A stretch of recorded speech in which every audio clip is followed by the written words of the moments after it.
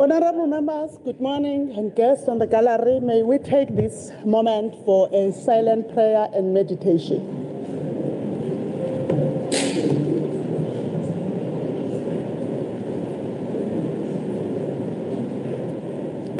uThixo abe nathi.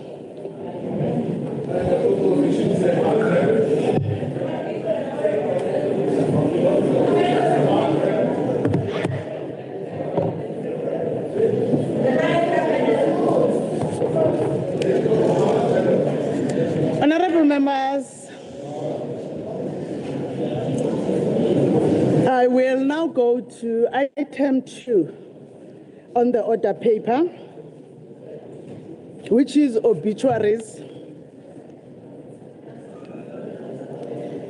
Honorable members, it is fitting that we begin by acknowledging the recent passing of members of our community whose lives enriched our shared journey. We extend our deepest sympathies to their loved ones. Today, we remember those who lost their lives in the tragic collapse of the new Ahobilam Temple in Verulam, victims of gender-based violence, femicide, and hate crimes. Public servants and traditional leaders of our province and our nation, artists and veterans of the entertainment industry, all who have perished in road accidents across KwaZulu-Natal in recent weeks. With that said, honorable members and the guests in the gallery, let us now all rise to observe a moment of silence in honor of all those who have gone ahead of us.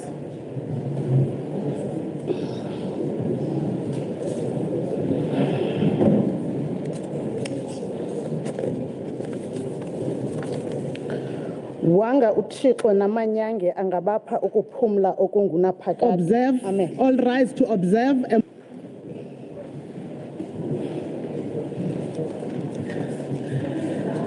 I will now request the members in the gallery to kindly take seats. I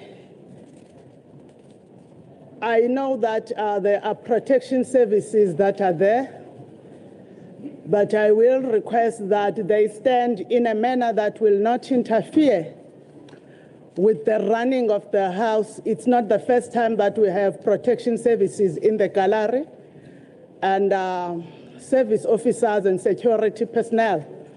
You would do your work in a manner that will in no way interfere with how we are going to proceed. Once more, I take this opportunity to greet all of you.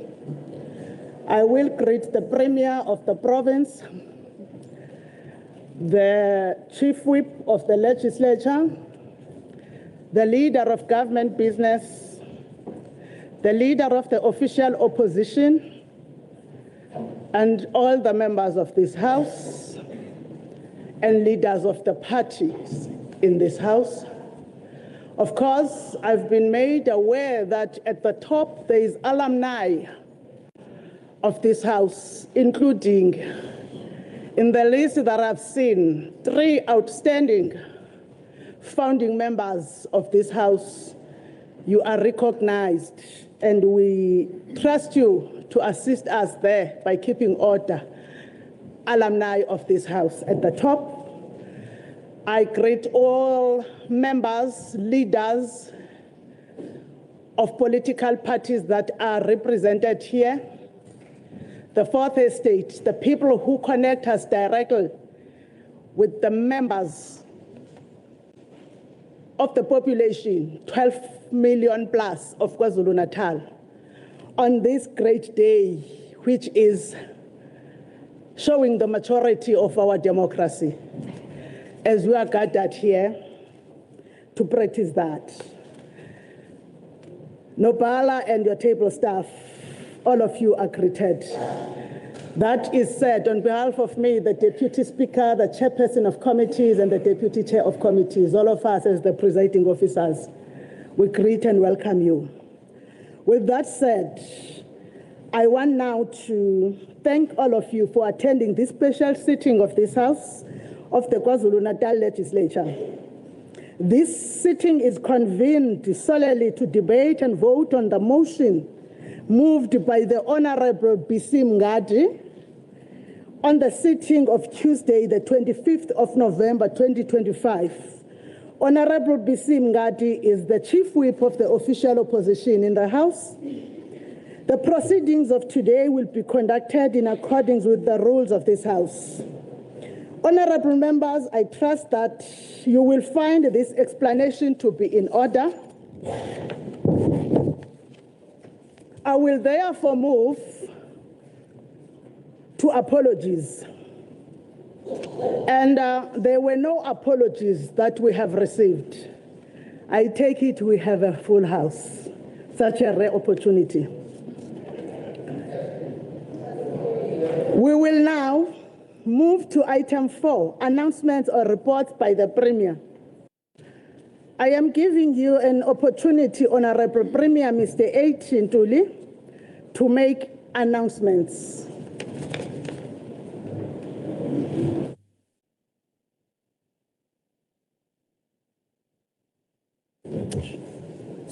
Yeah. Thank you, Madam Speaker. The Honorable Chief Whip, Deputy Speaker, the MECs, Leader of Government Business, Honorable Duma, Inkosi yesizwe saseMatungeni, honorable members, and members of our community and leaders in the gallery. Madam Speaker, we take this opportunity to convey our heartfelt condolences to the families and relatives of 5 members who lost their lives when a building under construction collapsed in Redcliffe, Verulam on Friday. We also extend words of comfort and support to the broader Redcliffe and Verulam communities during this period of grief and mourning. Yesterday, we paid visit to the site of the collapsed 4-story temple to assess the impact of the incident on affected families and to engage with stakeholders on measures being implemented to provide support and relief. During our visit, we assured the affected families that the provincial government of KwaZulu-Natal will continue to work closely with all relevant stakeholders to ensure that we continue with the rescue of the bodies that may be still under the other second and the first floor. We also thank the Minister of Public Works nationally, Minister Dean McPherson, who also paid visits to the site on behalf of the national government. And I also had an engagement yesterday with His Excellency President Cyril Ramaphosa about the incident, who conveyed his message of condolences to the province of KwaZulu-Natal. Honourable members, we are pleased to announce that on Wednesday, 10 December, we unveiled a comprehensive financial recovery plan, a provincial government initiative aimed at stabilizing the province's finances and strengthening long-term service delivery. And our target is to save 1.5 billion annually via cost containment and efficiency measures, while not compromising service delivery. Tomorrow, Madam Speaker, we are going to commemorate the 187th anniversary of the Battle of Blood River under the auspices of Reconciliation Day. We are pleased to announce that tomorrow's commemoration will be observed by both parties who were affected by Impi Yasencome.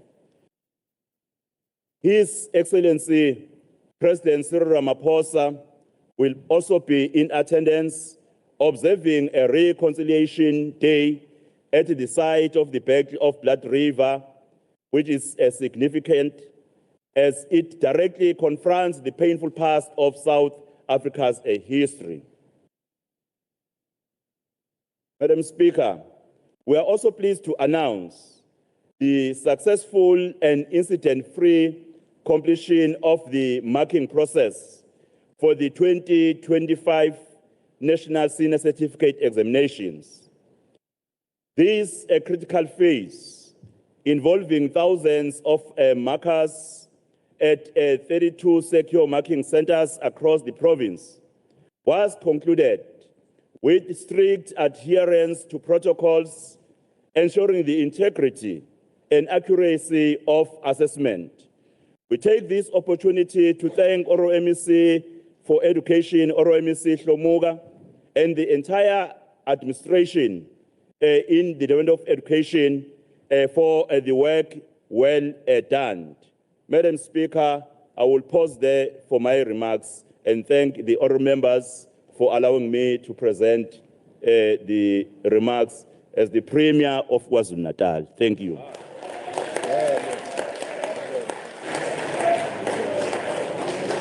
Thank you. Thank you, honourable members, and thank you, honourable Premier. We'll now move to item 5, which is on the order paper, which is tabling of reports or papers.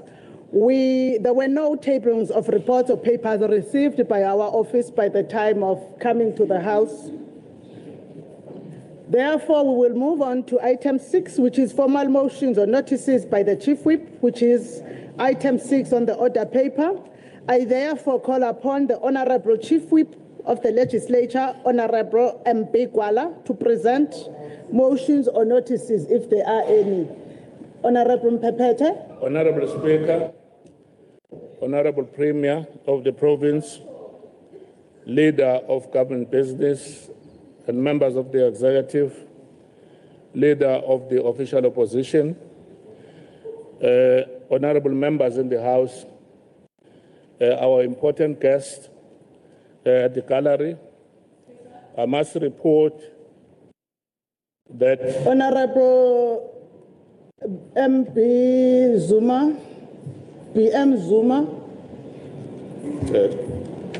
Thank you, Honourable Speaker. I'm rising in terms of Rule 57(1). Sinengxaki khona abalapho engena laphaya abangavuma members.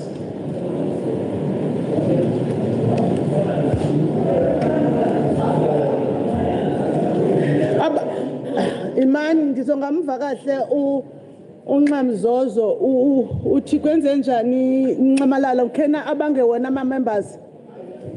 Yes. Sizobathu ngabangama kuphela. Okay.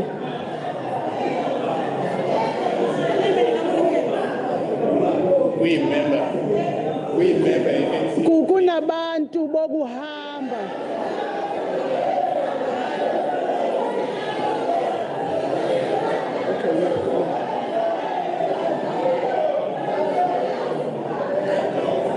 Okay, Honourable.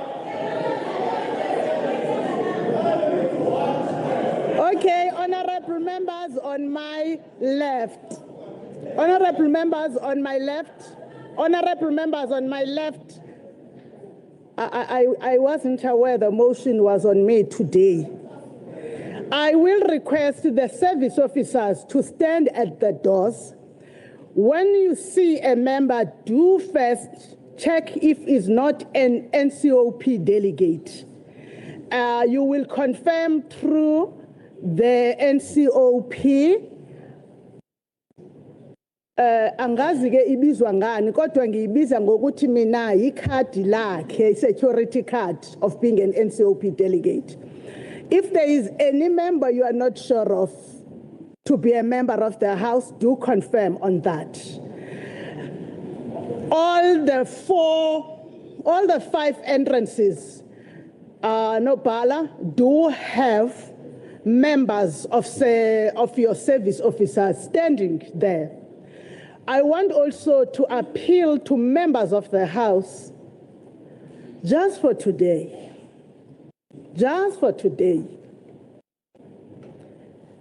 to show your understanding of democracy by allowing each one to be heard. so you also get to be heard when it's your time. We are going to verify that, Honorable Zuma. Importantly, we understand that there may be members of the NCOP, delegates to the NCOP. Some of them have never come to the House. I don't know them myself. But the accreditation cards will be able to assist our service officers as they stand at the different doors. We apologize, Honorable Chief Whip, for disturbing you. It is important because the rules do not allow that someone who's a non-member comes into the House. May you continue.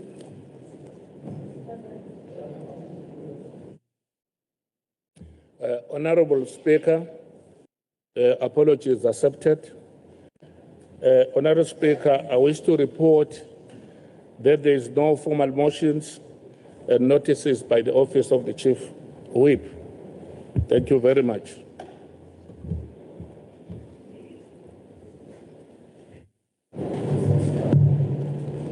Thank you, honorable members and Honorable Chief Whip.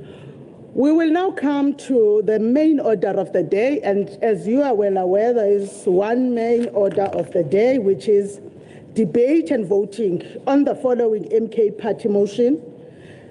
On the 25th of November 2025, the Honorable BC Mngadi of the MKP moved as follows.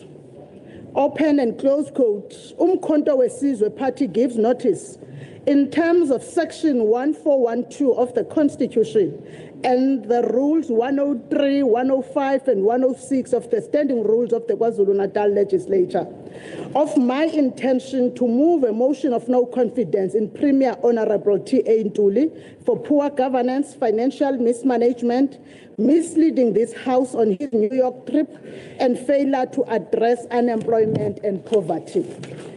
Honorable members, I therefore call the Honorable BC Mngadi, the Chief Whip of the MK and official opposition, to introduce the MK Party motion as the mover of this motion on the 25th point of order.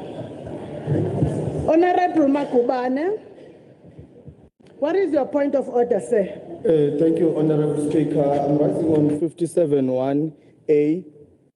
We request, Honorable Speaker, that we have an urgent whip party meeting with the other whips of the other parties in the legislature. Now.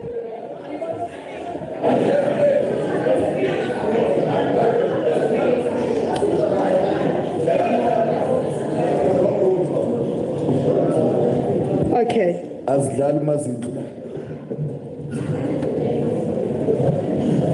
A member may not interrupt another member while speaking. That's okay. Let's start with the rule 57.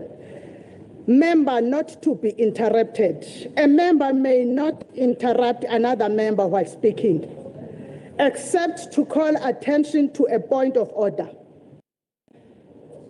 There is no point of order that you have raised in what Honorable Mngadi was saying. Hayi bahlonishwa. Hayi bahlonishwa.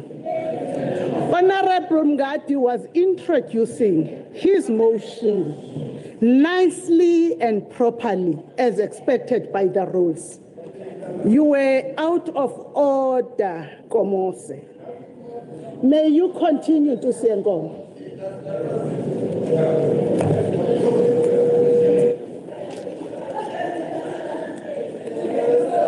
No, Honorable Mngadi, you are now out of order. You are no, honorable members. Honorable Mngadi, you are intimidating the House and the members. What you are doing is not in line with democracy. A member that is speaking after you, if it's from the African culture, may be intimidated, except me.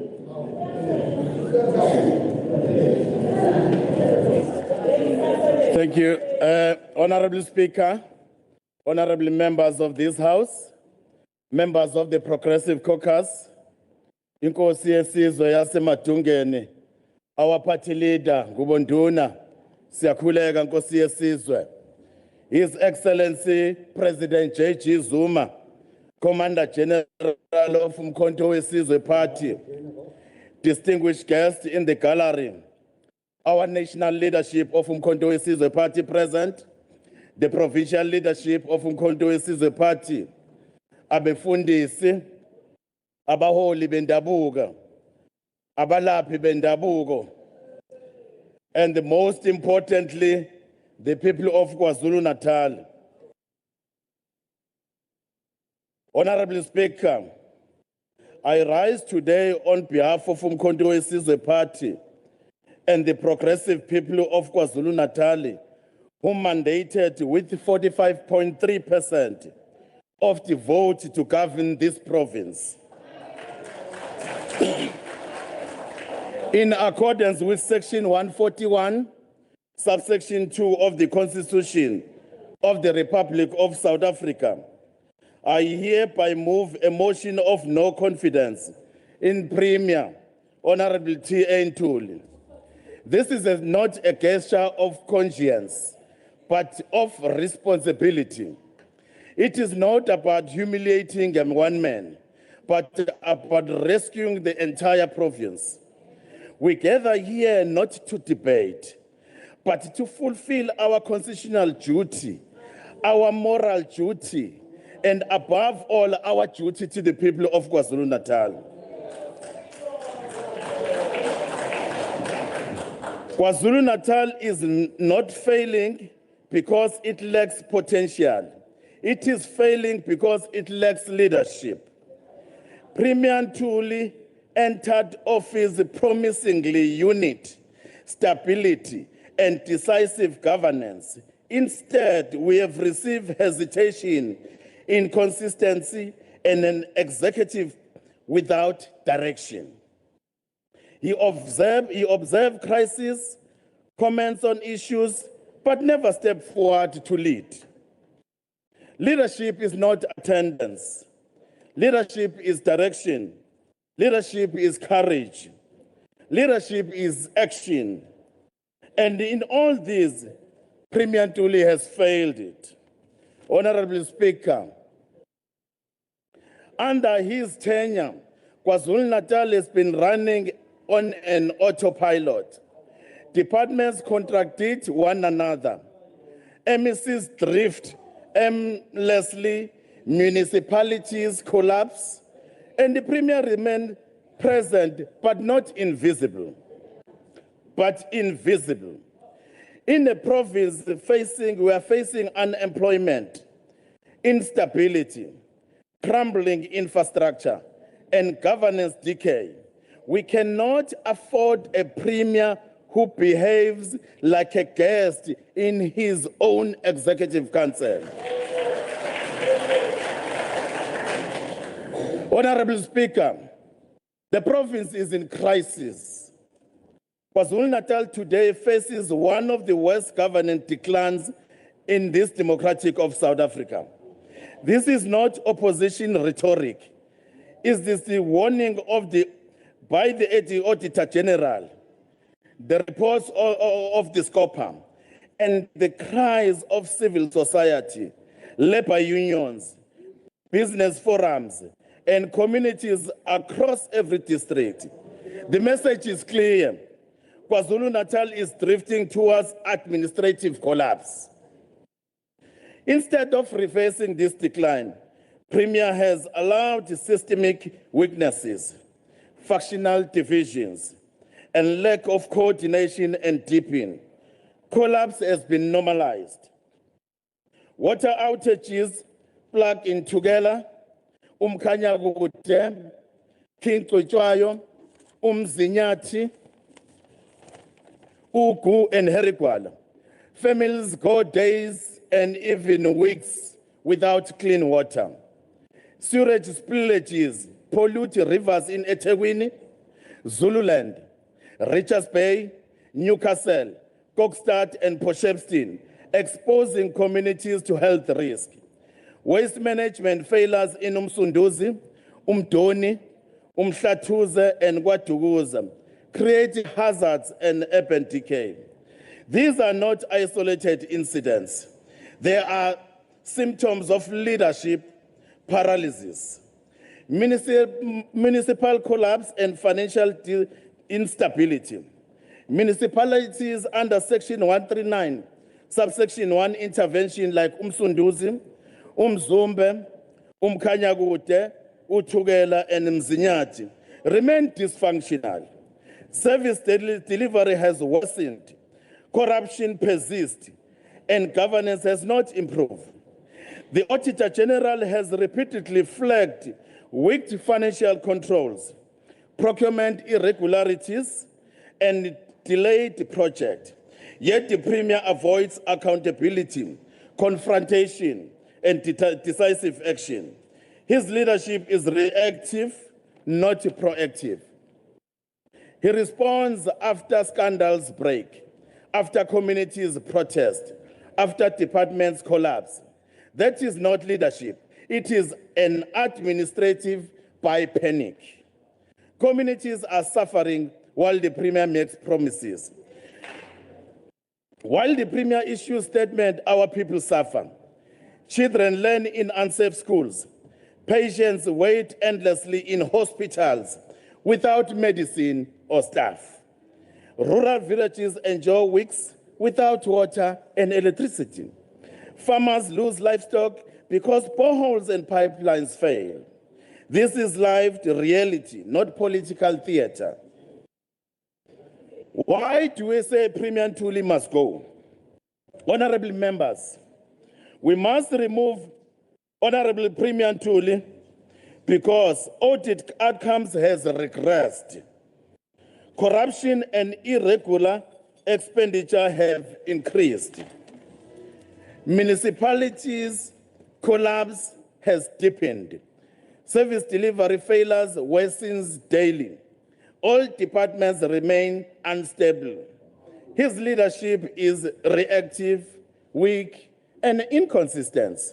KwaZulu-Natal is worse off than before he took the office. In conclusion, KwaZulu-Natal deserves better.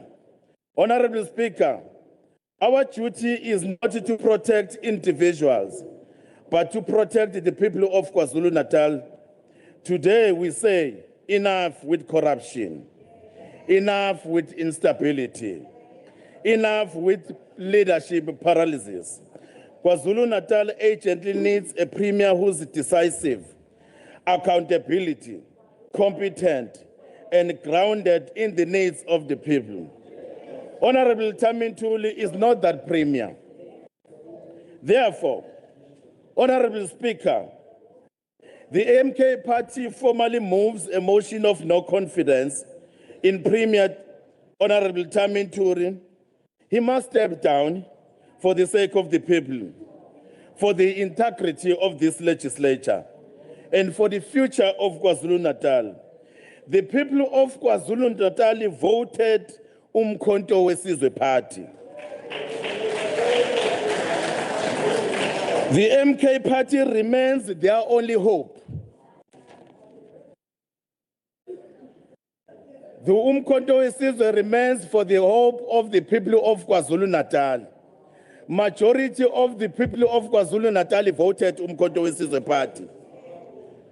We call all honorable members to support this motion of no confidence.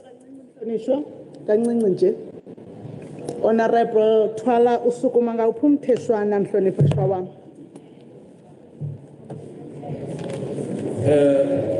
Honorable Speaker, I'm rising on Rule 57A, also read together with, and also read with Rule 56, that members may not converse aloud. The Honorable, what are you howling for now? This Honorable. Uthuleke manje kodwa bayakumemeza both sides. Honorable members on my right and honorable members on my left, don't speak while the floor is given. legitimately so to Honorable Twala.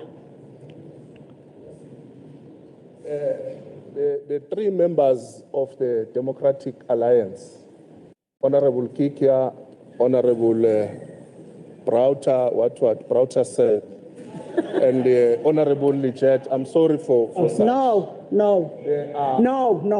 I'm correcting you. Yes. You can't address a member like that. And No. Correct that. I did put a disclaimer to say maybe I can't interpret the Senate correctly. But you can't call a member Honorable Bracha what? The three members. No, Honorable Twala. Be fair, Putwam. Brauter said. You can always also say the chairperson of SCOPA next time. Yes, thank you. Honorable Speaker, kindly please ensure that the decorum of this House is observed. The members on your right, they are making noise. We can't keep up and listen. They are drowning the Speaker who is on the podium. So exactly what they are doing. We want to have a debate here, and we cannot be disturbed. Can you please call these members to order, please? Otherwise, Speaker, you do also have powers to remove them from this House if they are continuing to make Who has powers to remove them? You can also exercise those powers. So that you have peace in this House, I can assure you there's going to be peace this side. But the people who are going to be making noise, it's these people on your right-hand side. Please. Okay, members on my right, Honorable Twala has powers to remove you in the House. Please behave. But on a serious note, honorable members, all of you, behave in the House. That behavior starts with members on my right. I always say there's a premium that is paid to those in government. It's a little bit more than to anyone else. The noise from your ranks, even if you were not yet drowning the Speaker, may you manage it, please. Thank you so much, Honorable Twala, for raising that. May we now, you have also alerted me, may you also be in line with Rule 56, please. Rule 56. Rule 55. May you also align yourself with Rule 55. Be contemporary business, not casual as you are. Honorable Speaker, I think for the greater part of this term, I've been wearing like this. It's only raising it now. You have been venturing out of the rules. I can see that there is something beneath something that is black and white. It's an underwear as far as I'm concerned. If it is under, it's a vest or whatever, it's white. You can't dress, it's only you who dress like that in the House. Please, there's something white you just hid. There's something white that's casual. Look at the members behind you. They are in nice contemporary business. We see nothing underneath. Look at them. Look at the Honorable Makubane as he moves out. Look at him. He's so nice. It's only you who dresses like that. It's only you. And we have warned you. Stop doing it. Look at Honorable Nkosi. He dresses in the same attire some days. We see nothing underneath here. Please be in terms of Rule 55.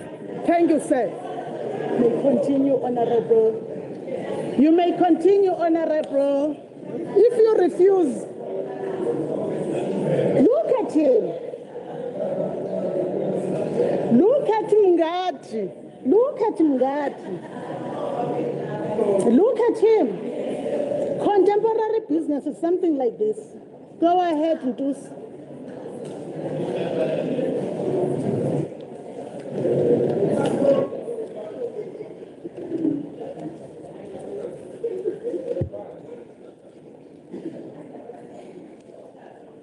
Honorable Speaker, I think it's very important that I must receive the threats that you have just received for the attention of this House. That reads as follows.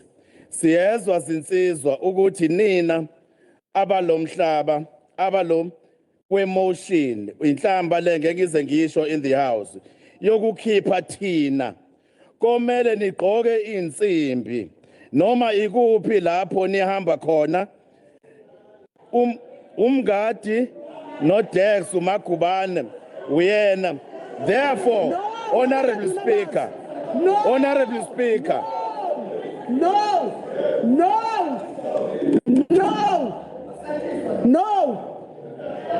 Sit down. Kunenhlamba engeke ngisho, Honorable Speaker, in this House. Therefore, we have opened a case against this matter as the serious threat that is okay. Therefore, we are demanding a secret ballot on this motion. Thank you very much.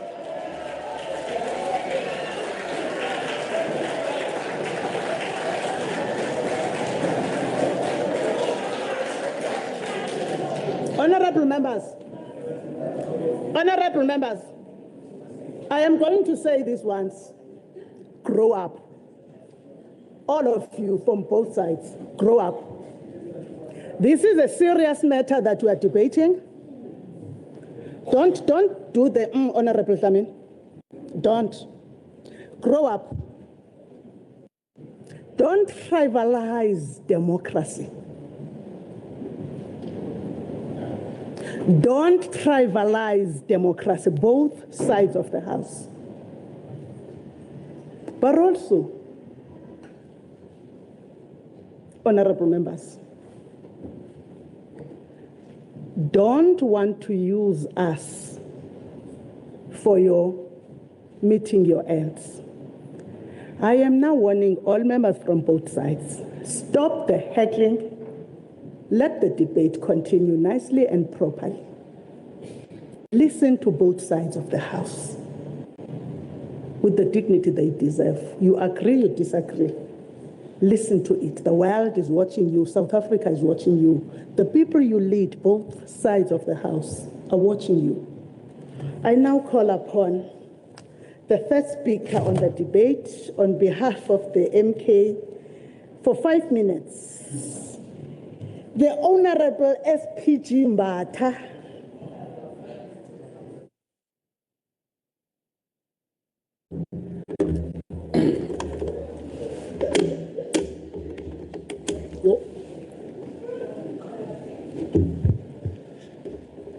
Honorable Speaker, honorable members, now before we pretend that today is ordinary, allow me to acknowledge President Jacob Gedleyihlekisa Zuma, the Supreme Leader of Umkhonto weSizwe Party, the national architect of political consciousness, and a man whose presence exposes those who govern through fear, not legitimacy. And I also salute the MKP High Command. And to the people of watching from Umlazi, KwaMashasha weNquthu, eNyukhasela, eXhopo, this moment belongs to you. KwaZulu-Natal is not collapsing because our challenges are amakhulu. KwaZulu-Natal is collapsing because the premier is too small for the work. Elokishini nangabe kusha indlu, sayisithatha amanzi, siwucime. KwaZulu-Natal is burning. And uprima akaphethe manzi ukucima umlilo. Uyiphethe nje teaspoon enamanzi uzama ukucima into engacimeki. No bucket, no solutions, no agency, no direction. Kumele abheke ukuthi i-D18. He's not a premier leading a province. He's an administrator being babysat by a frightened collusion. Now, Honourable Speaker, let us address the political comedy of the year since today is the 15th of December. The DA meltdown. A party that claims stability yet marches through Pietermaritzburg Street like an opposition desperate to be noticed. The best thing that I can do is to organize 10,000 signatures online. I mean, 10,000. signatures online. This is not a political pressure. That is a funeral WhatsApp group. Joseph Goebbels nangathi uyavuka emathuneni today. Angavela athi when he speaks about the Democratic Alliance, these ones are not spinning propaganda. These ones are spinning themselves. But here's the truth the DA tries to hide. The DA is the last museum of neoliberalism on African soil. A system built to make rich richer and the black majority permanent tenants in their own land. They are still controlled by Madame Zille, the headmistress of the 1652 logic, the gatekeeper of political project that believes African must be supervised like school children. The DA behaves as if it's still 1652, where land, mines, economies must serve empire. And they stole our land in 1652. They are still stealing our democracy. They want to be in charge of everything. Our biggest problem in this country is the Democratic Alliance with their idea of 1652 to steal everything that black people are owning. Let me say this clearly, Honourable Speaker. La kuse Africa, KwaZulu-Natal la. The 1652 politics will never find comfort here. And I'm going to say this. This 1652 idea of stealing will never find comfort as long as Umkhonto Sizwe is still in the house. Now, let us not pretend, Speaker, when the DA shouts, hands off GPU, they are not defending democracy, they are defending their control center, their narrative factory, their political panic. The GPU is where carriers are controlled, dissent is punished, internal enemies are neutralized. The DA's 1652 style power is manufactured.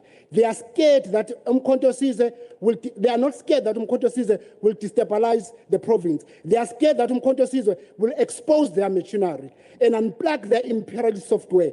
Under this premier, municipalities collapsed without shame, crime rose like sponsored project, black business suffocated without apology. Graduates became workers with degrees. Service delivery becomes a mythology. He governs like a man waiting for a supervisor to approve his courage.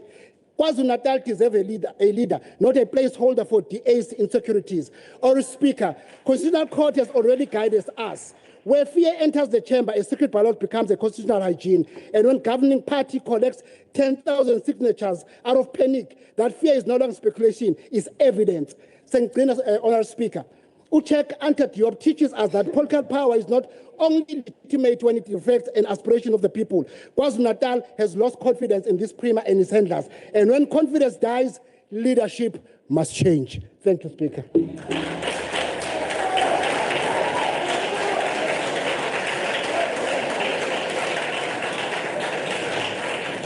Thank you, Honorable Mbata. I now call upon the next speaker for 9 minutes on behalf of the IFP. Honorable T.D. Buthelezi, the MEC for Cooperative Governance and Traditional Affairs. Honorable Speaker, Honorable Premier, MECs, honorable members, guests in the gallery, today is not about the leadership of Premier Thamsanqa Ntuli, but today is an opportunity for this House to expose the MKP for the scam that it is. The MKP is a scam, a political pyramid scheme built on hollow promises, fueled by the desperation of those that they seek to mislead. On behalf of the IFP, I rise today to present to you the work that our Honorable Premier has been able to achieve in just only 18 months. The motion today is not only a referendum about our Premier, but is a testament of the 12.4 million people of this province who have full confidence and trust in the leadership of Honorable Thamsanqa Ntuli. The motion today is a choice between stability and anarchy, a choice between the rule of law and the rule of the jungle, a choice between putting the people first and placing KwaZulu-Natal at the mercy of Duduzile Zuma and her friends. It is a choice between the steady hand of Premier Ntuli and handing over our province to be controlled by thugs and thieves. The people of KwaZulu-Natal have made their choice.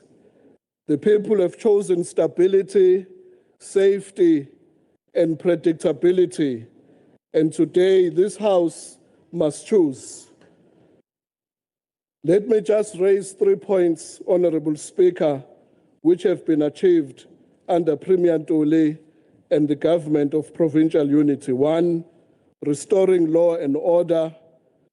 Our people feel safer in their homes, in their communities, and on the streets because our Premier has focused on leading the fight against crime, mobilizing resources and energy in partnership with SAPS and the community safety structures. The people of this province, from Umzimkhulu to Ingwavuma, from Newcastle to Mapumulo, young and old, black and white, from the business sector to Amakosi, all sectors of our society, without fail, see in our Premier and his government the hope of a better and more secure future. Under Premier Ntuli, the economy of KwaZulu-Natal is growing. While the opposition jumps up and down, the MoneyWeb publication of 21 October 2025 has this to say, and I quote, KwaZulu-Natal is rapidly emerging as one of South Africa's fastest growing investment regions with billions of rands in new property and infrastructure projects, positioning the province as a rising powerhouse across multiple sectors. Close quotes. That is the MoneyWeb saying. Let those numbers sink in. In the second quarter of 2025, while other provinces were decreasing, the economic growth rate of KwaZulu-Natal grew by 0.3%, resulting in the creation of 54,000 new jobs. Under Premier Ntuli, the level of service delivery has increased. The Department of Health is employing doctors, they are in the wards. The Department of Social Development is employing social workers, they are on the ground. The Department of Agriculture is leading a green revolution across the province. The Department of Finance is leading the financial recovery plan. The Department of Community Safety is removing all illegal foreigners under Ongangeni Ngesango Uyafohla, led by our Premier. And the Department of Economic Development in Etia has successfully defended Itala. Under our Premier, the number of municipalities achieving a clean audit is increasing. Let me now turn my attention to MKP. Ziphi ingane zabantu endayise ngazo e-Ukraine?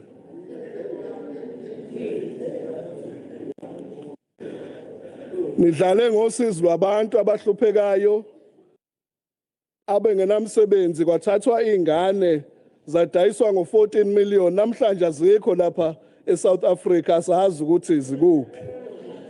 Ingane zabantu ihlakazekile eRussia, zihlakazekile eUkraine, kodwa kunalokho nizosindisa iqanda lenjelane lemotion, nizodlala umlabalaba ekubeni ngabe nithatha ibhanoyi niyolanda ingane zabantu.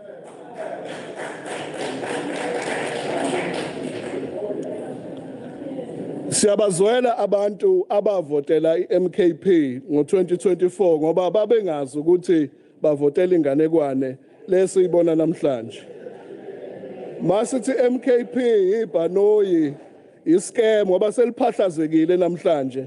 Sekusobala ukuthi awukho umbono enawo ngabantu bakwaZulu-Natal ugxuma phansi phezulu njengamaxoxo efutheke. Sifisa ukusho lokhu kuwe mhlonishwa Ndunankulu, hlala kuleso situlo Mphemba akekho ozokususa lapho hlezi khona. Noma amaxoxo angaxhumaxhuma abangumsindo afutheka azaphahlazeke sithi thina sihole eMphemba. Sithi sihole ndunankulu ngoba abantu bakwaZulu-Natal baphethe ithemba ngesandla. Selokhu ngenile eMphemba uhola lesifundazwe noma ungamisa ingane encane esakhasa eziko, ingane esakhasela eziko inethemba ngenxa yobuholi bakho Mphemba uhola lesifundazwe ubambisene nongqongqoshe. Ungena kwamaqembu ahlukene eholwa uMphemba ku-GPU kwenze ukuthi uhulumeni usebenze kangcono. Sibona izinga lomsebenzi linyuka. Ngakho ke laba abavukwa isilungulela sokuphatha into esingayisho nje kubo ukuthi abalinde kuze kushaye u2029 ngoba njengoba beyiqulu nje namhlanje bayobuya ngo2029 belingene iUber ngoba abantu sebebonile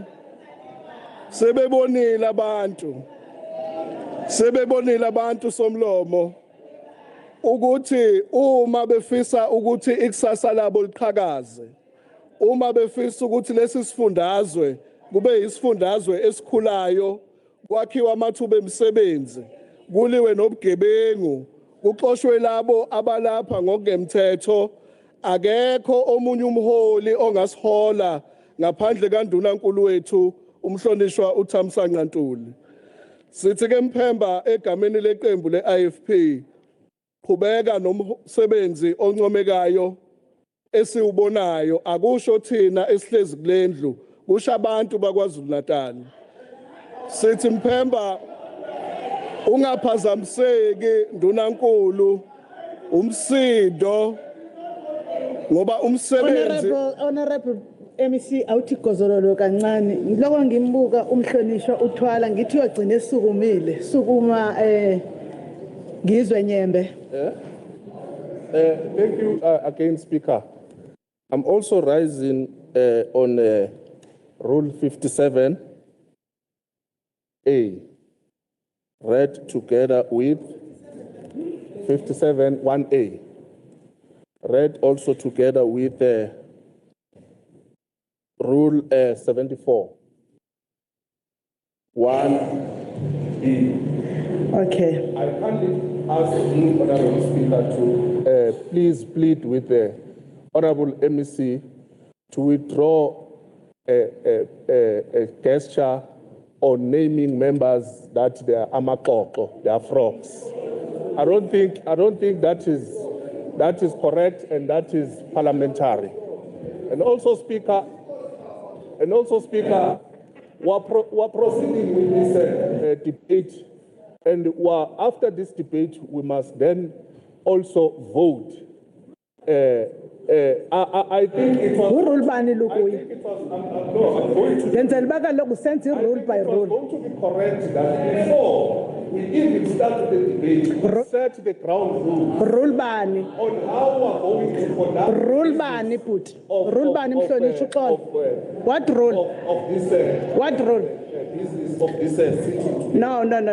Don't play to the gallery, Honorable Twala. It won't work. Which member was called Ixoxo? So I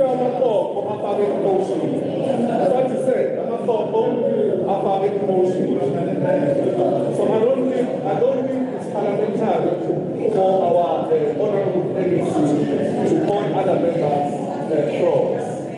I don't think there is a frog here. I will go back and listen. I really wish. No. Listen to me. I will go back and listen on Hansard.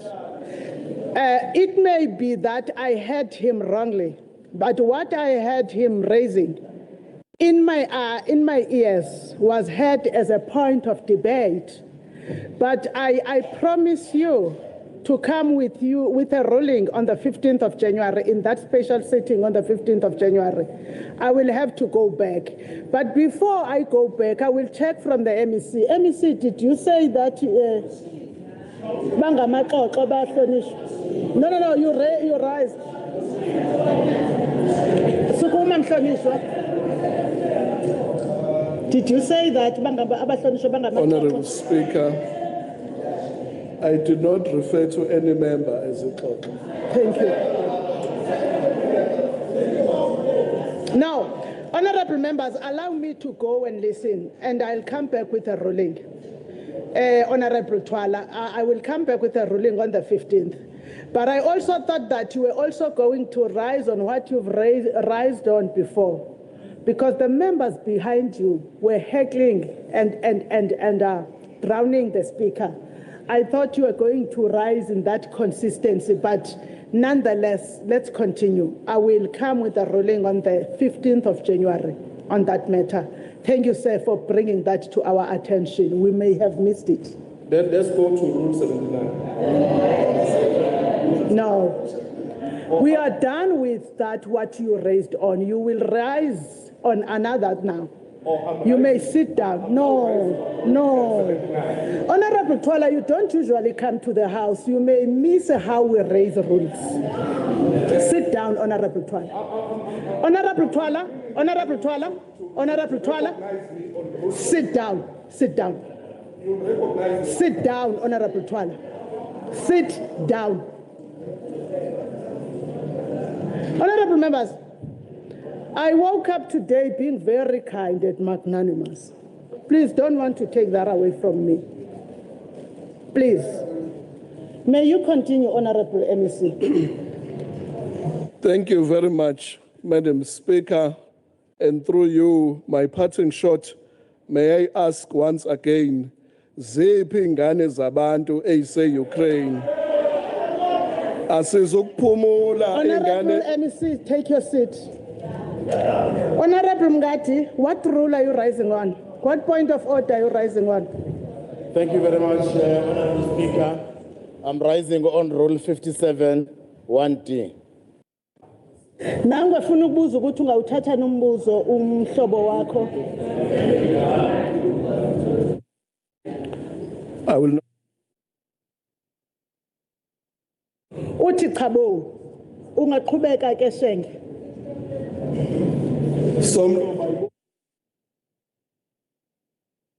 Usol.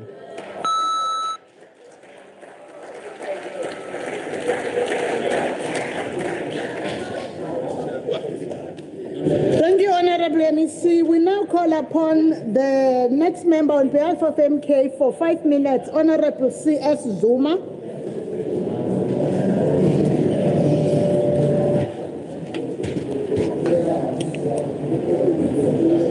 Honorable Speaker, ngiyabonga. Nginombuzo othi kulo obuza ingane ezise-Ukraine. Umbuzo wami uthi bapha abantu besifazane ababecela umzansi komunye womasipala ukuze baqashwe. Sikhuluma ngamalungelo abantu besifazane abaphucwa wona ukuze badedele umzansi ukuze baqashwe. Naku umbuzo. Ngiyabonga Speaker, ngibingelela inkosi uChiliza, Chief Whip umkhonto wesizwe, National and Provincial Leadership, President, the only president that makes it DA march. We have seen posters on social media, EDA mobilizing people to block today's motion, which is a sign of desperation. Few weeks ago, EDA filed a motion against the Premier of Gauteng, Upanyaza Lusufi. Uthi gozololo mhlonishwa.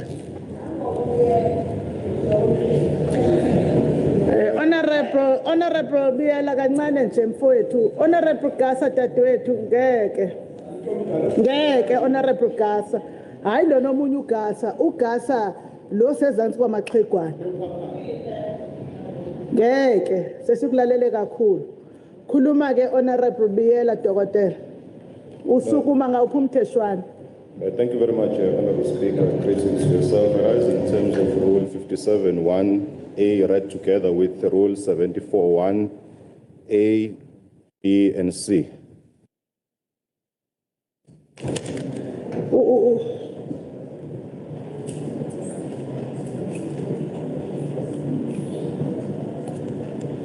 You are in 57(1)A.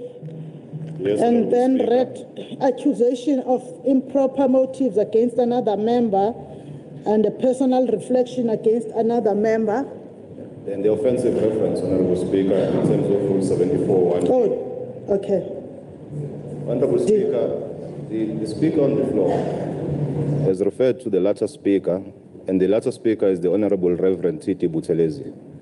And she has made accusations to the effect of sexual issues and harassment.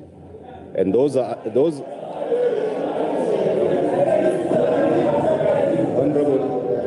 Speaker, this is one problem that we have when we are debating with howlers.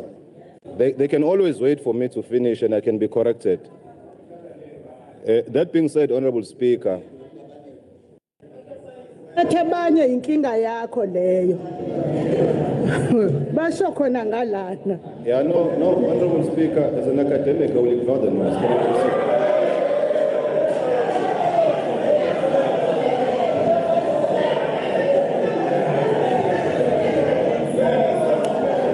Okay. Honorable member, can I check with Honorable Unxamalana? Ngiyanicela bahlonishwa. Hayi ubani manje lothi ngusema ngibonanga mina uthi ngibani. Ngiyanicela bahlonishwa. Yeka nini phela ukukhwaza abanye abantu.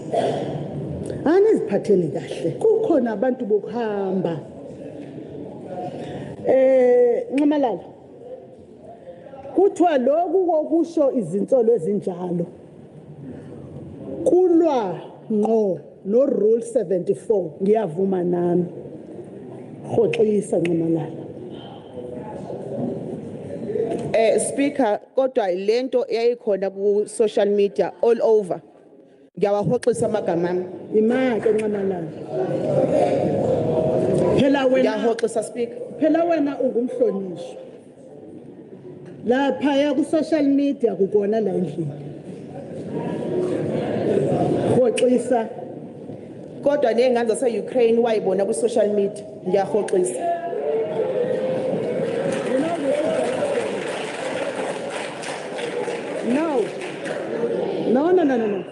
No. Some of the people that are clapping for you are very young because they think what you're doing is right.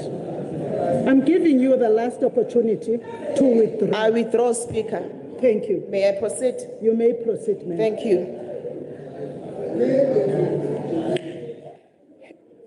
A few weeks ago, EDA filed a motion against the Premier of Gauteng, Panyaza Lusufi, and Mkhonto voted in support of the Premier. Ngoba ngeke sidlala EDA no Helen Zille. Senikhohliwe noma nithanda belungu about the planned projects of the IFP funded by EDA to destroy ANC in the province of KwaZulu-Natal. Ukunkhomboza by defending the Premier, you are defending the Stellenbosch mafias. Egameni nisikhohlisa ngalo le GPU because abelungu think we are not complete without them. The main task of the GPU is to protect the market at the expense of the poor.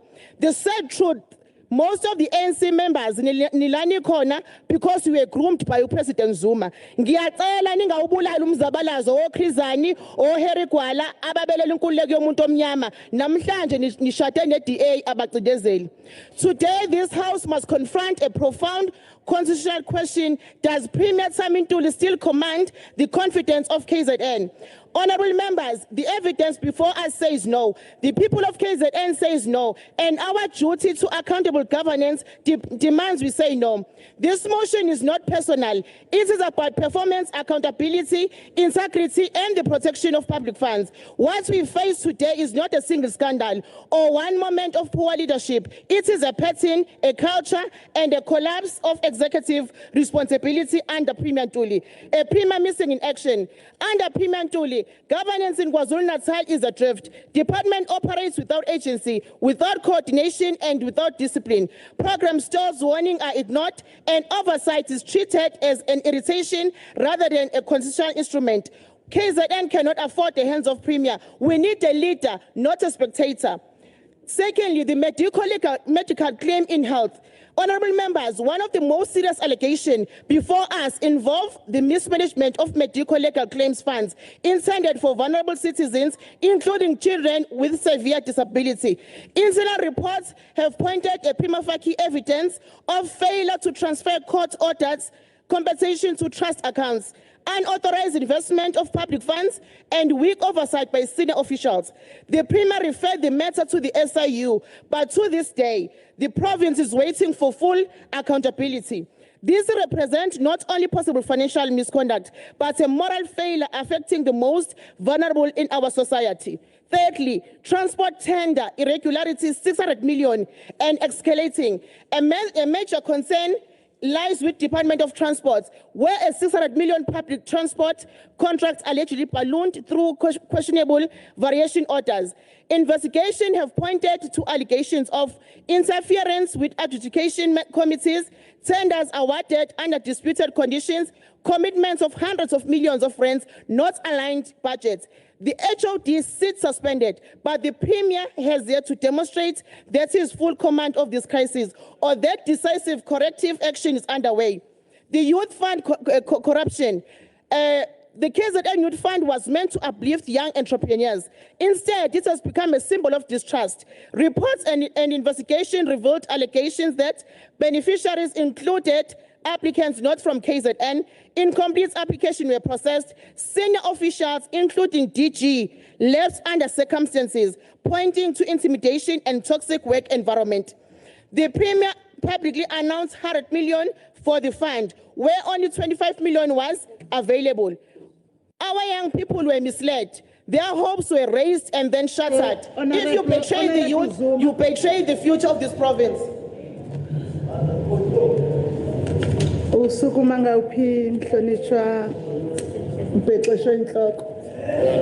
Speaker, I rise on Rule 272 3G.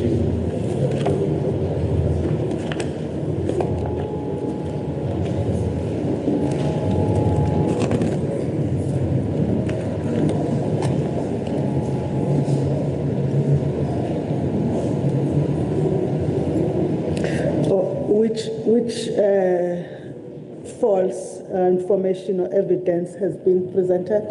Yes. Honorable Speaker, the honorable member stands up and says the IFP is paid by the DA.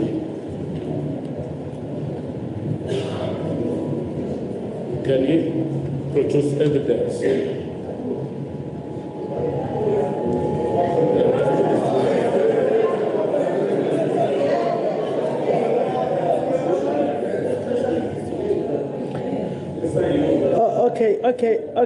Okay, honorable members.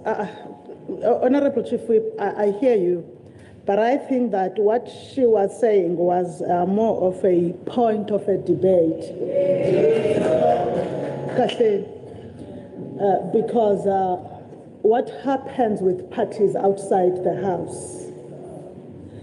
If it was saying Honorable Ntuli or Honorable Kwala is paid by the DA, I was going to require her to do that. But when it's speaking about parties, necessarily, we don't receive that type of report as the House on who funds the parties here. But you may continue, Honorable Member. Deputy Speaker, multi-party oversight visits and SCOPA reports have exposed abandoned water projects, frozen housing development, catastrophic roads, procurement violation. The Premier treats this warning as political noise instead of constitutional obligations. A Premier who does not respect oversight does not respect this legislature.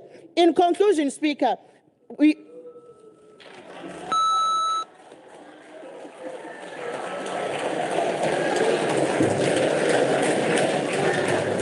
Thank you. The next member for 6 minutes on behalf of the ANC is the Honorable MC Fraser. Thank you, Honorable Speaker, Honorable Premier and the Executive, Honorable members, guests, and most importantly, the people of KwaZulu-Natal.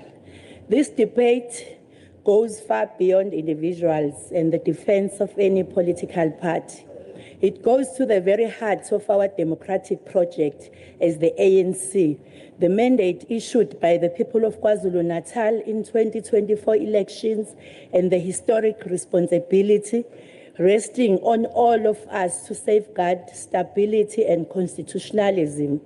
What is at stake here is not a name, not a title, and not the occupant of an executive office. What is at stake here is whether we respect the will of the people as expressed through the ballot, or whether we allow narrow, opportunistic maneuvers to undermine the collective instruction given to all political actors to work together in the interest of the people. Honorable members, the people of KwaZulu-Natal did not deliver any outright majority to any single party. In doing so, they consciously compelled the cooperation, shared responsibility, and political maturity. They directed us towards a government of provincial unit as a necessary instrument to prevent fragmentation, protect democratic stability, and ensure continuity of governance in a complex and contested political moment. To reduce this debate to personalities is therefore a distortion. Tina, as African National Congress, we choose to approach this debate not by emotions, not by factional impulse, but by the historic mission entrusted to it by the people of South Africa, which is the advancement of national democratic revolution and the protection of democratic gains achieved through decades of sacrifice. Honorable Speaker, the ANC's transformation and developmental agenda has never been about individuals, nor has it never been reduced to the arithmetic of coalitions. It is anchored in a long-term revolutionary program rooted in the Freedom Charter and protected by the democratic constitutional order that our people fought for, bled for, and died for. You see, the electoral did not deliver a fragmented mandate by accident. They did so deliberately to compel cooperation, to demand maturity, and instruct us to place the collective interest of society above narrow party calculations. The government of provincial unit is therefore not an elite arrangement, nor a political favor to anyone. It is the provincial expression of the people's will. As in 1994, when South Africa and KwaZulu-Natal in particular faced deep contradictions, heightened tensions, and the risk of fragmentation, the ANC understood that unity under those conditions was not a sign of selling out, no weakness, but it was a revolutionary logic applied to concrete conditions. The peace, stability, and progression we have witnessed in KwaZulu-Natal was not achieved through political bravado, but was achieved through negotiated unity, through disciplined leadership, and through a sober appreciation that deadlocks must be broken in ways that protect society from collapse. In fact, Honorable Speaker, history itself reminds us that Jacob Zuma himself once accepted deployment within a government of provincial unit in the very province serving as MEC of Economic Affairs and Tourism. So to portray the GPU today as betrayal of revolutionary principle is therefore a profound misunderstanding of the ANC's political tradition and history. The MKP in their own ranks, instability has become the defining feature. Frequent changes in whips, organizational incoherence, unanswered questions about caucus resources, and the revolving door of deployments. Kuyangena kuyaphunya namhlanje kufakwa le ndodakazi kusasa kuphinde kufakwe le ndodakazi. These people are scamming around the desperation of vulnerable people, dragging ordinary people into wars that they do not serve their interest, deploying people with deeply questionable records, including those who are implicated in the stealing of UIF monies. And now the volatility is being projected onto the province itself with complete disregard for the consequences ordinary people. The ANC will not participate in such recklessness. Rather, the ANC chooses a different path, the path of responsibility, maturity, and revolutionary clarity. The people of this province have suffered too much violence, division, and political recklessness to be taken back to that painful past. We can't afford it. Thank you very much.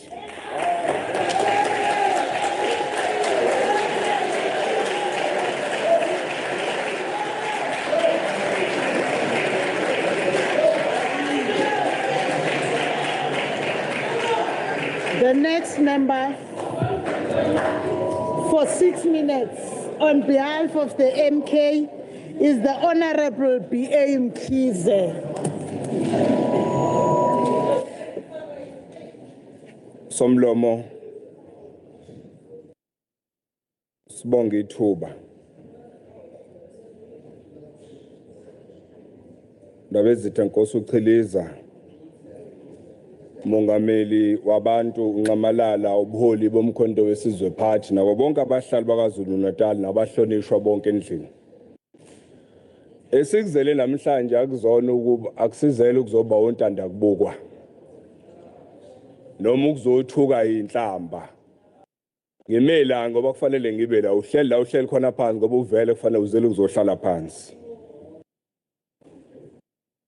Somlomo ulichilo nehlazo eminyakeni yamashumi amathathu mhlambe nanye ukuthi sibuyela sibheka with the speed ku-pre 1994 singaxola kodwa ngeke sikhohle yaphinda futhi singaxola kodwa ngeke sikhohle lokhu henilishwa Honorable Speaker is not going to go back there. Uma ngabe umkhonto wesizwe usazophila leminyaka usazoyiphila more than 100 years.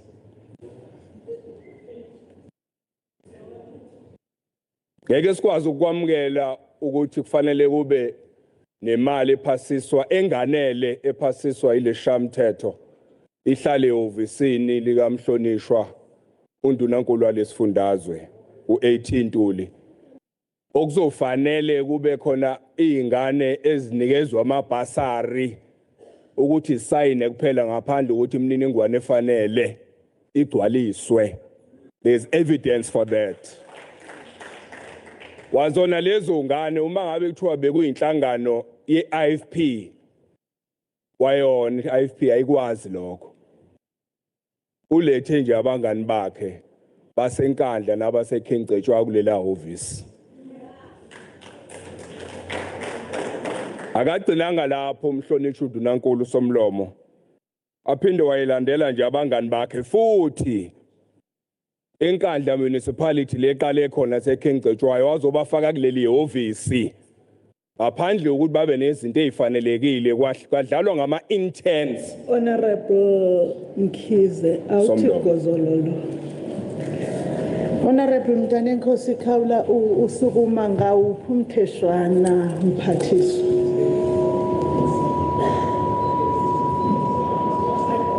yabona ke ma usafiliza kanjalo Honorable Speaker, I'm rising on Rule 57A combined with Rule 74A, B, and C.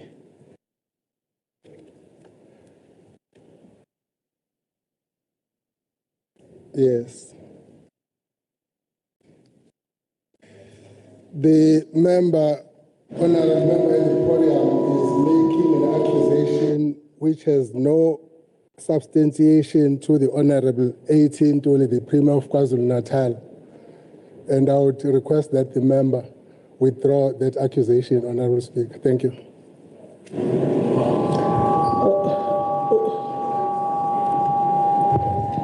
Angazi imibhobho yami ukuthi isitheni anike niqondise ngalendlela yayo. You're saying that he's making a personal reflection on B and C on Honorable MEC Rogers, please. Not done. Okay, there is someone's mic that is on. Okay. Switch off the mics and the service staff please, come and make my mics. In the gallery, there is someone who doesn't like us calling mics. Mics says we must call the microphone. Come and make my microphone work properly. Honorable Kaula, you said there was a personal reflection. I don't want to generalize much so that I also bring context in the ruling like the other members were doing. Honorable Speaker, the member is saying the Honorable Premier 18 Tuli has made the children, even if it had been children of Inkatha, to sign documents without giving them money. And that is an accusation that is unfounded, Honorable Speaker. Thank you. That's what I wanted to get. Kabazela, I think I heard you speaking of ingane and interns. If that's what you were saying is what the Honorable Member has heard you, please withdraw that part.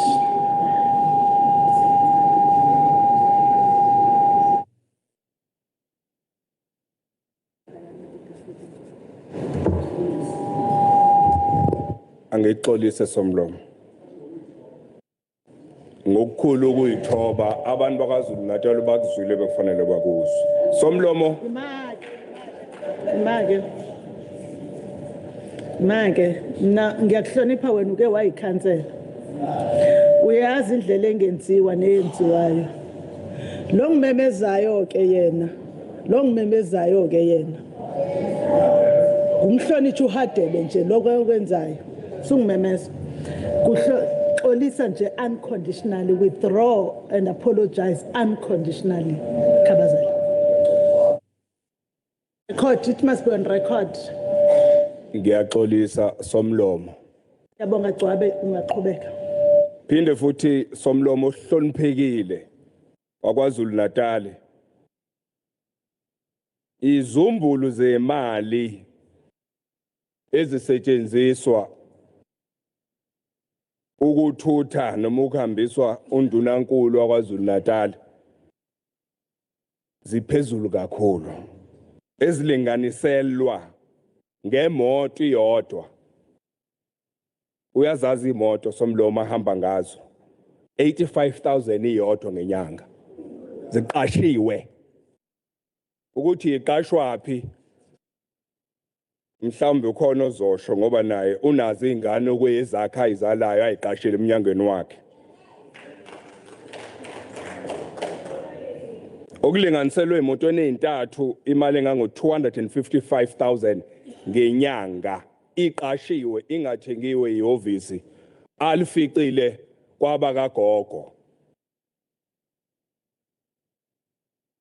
uma ubuyela ngonyaka imali engango 4,335,000 rands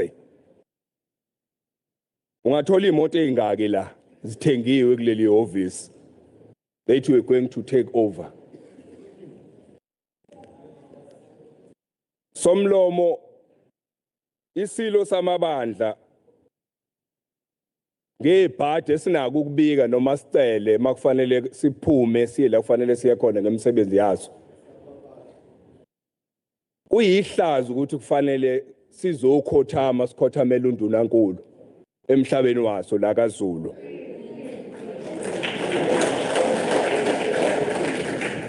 kwakona nje ukuthi umnyango weRoyal Household wathathwa njengento engekho nako nje lokho kuyinhlamba kaZulu ngoba kufanele isilo sizokhothama sikhothamele isikhundla sikandunankulu ukuze sikwazi ukwenza imisebenzi yaso emhlabeni waso kwaZulu ngoba mhlambe sidedwa nalo Natal somlomo kukona konke sithi siphuma kulo 14 days siphuma kuwona ukuhlonyezwa kwabantu besifazane nezingane asebeshila abakushilo kwaphikiswa la kuphikiswe khona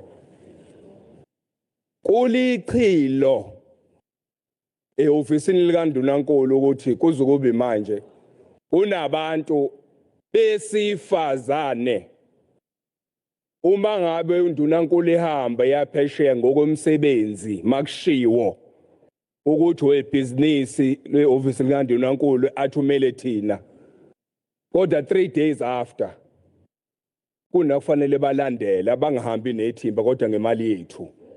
UNdunankulu ufuna achaza ukuthi ubani lo sisi lo wesifazane owalandela emva kweinsuku ezintathu wayodla imali yethu nayo. Siyabonga.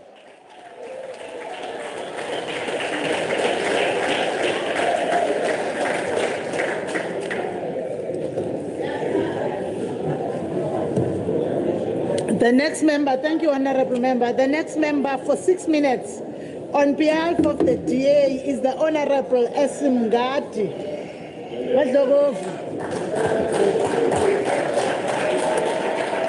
Somlomo hloniphekile ake ngithathe leli thuba ngibingelele uNdunankulu wesifundazwe ongayindawo namhlanje, the Honorable Premier Thamintuli, amalungu esigungu esiphezulu eminyango ehlukahlukene, leader of the opposition Nkosi Uchiliza, ozakwethu, and the people of KwaZulu-Natal.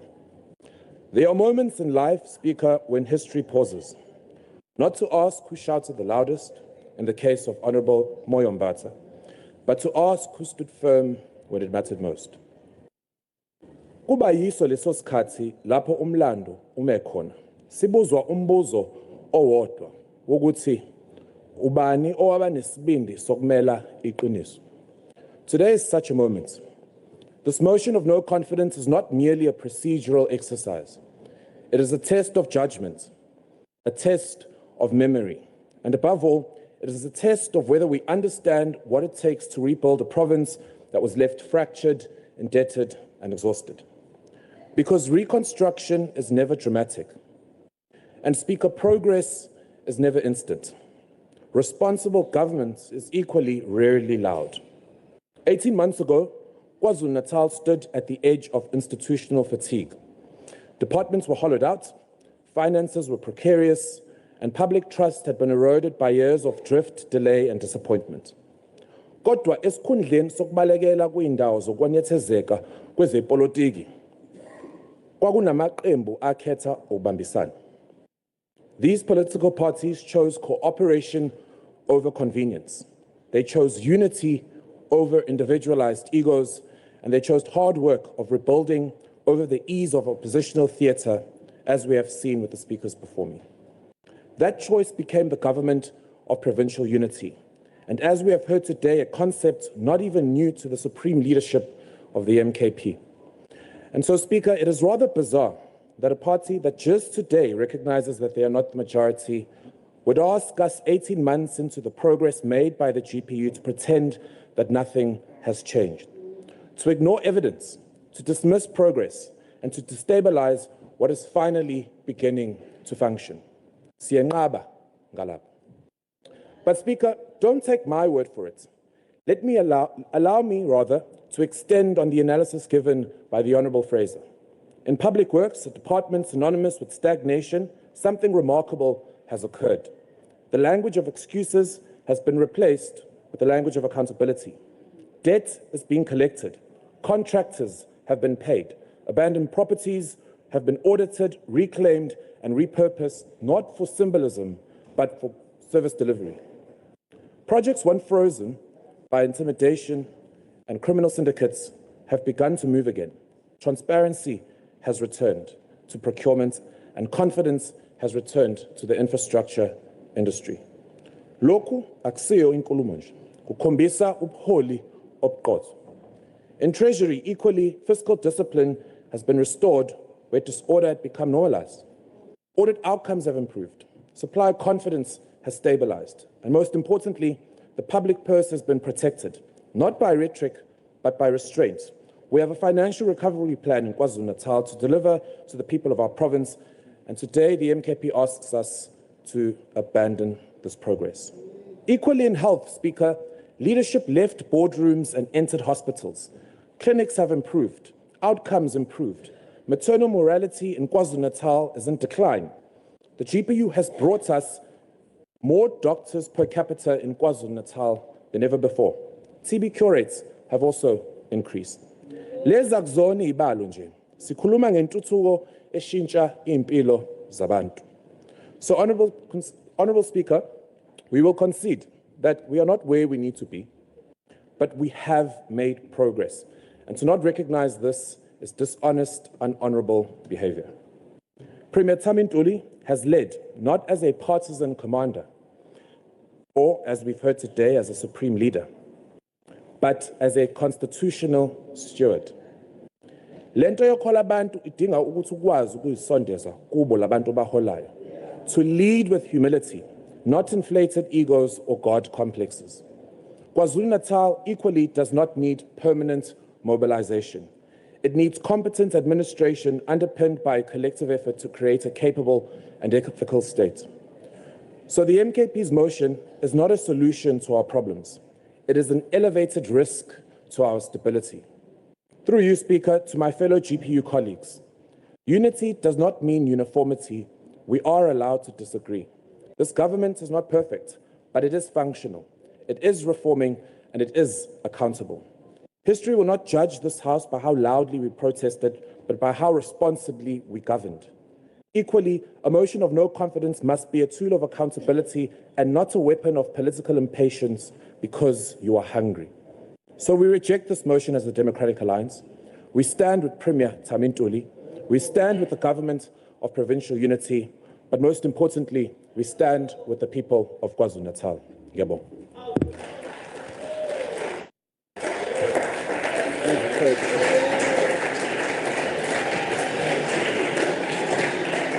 Thank you so much.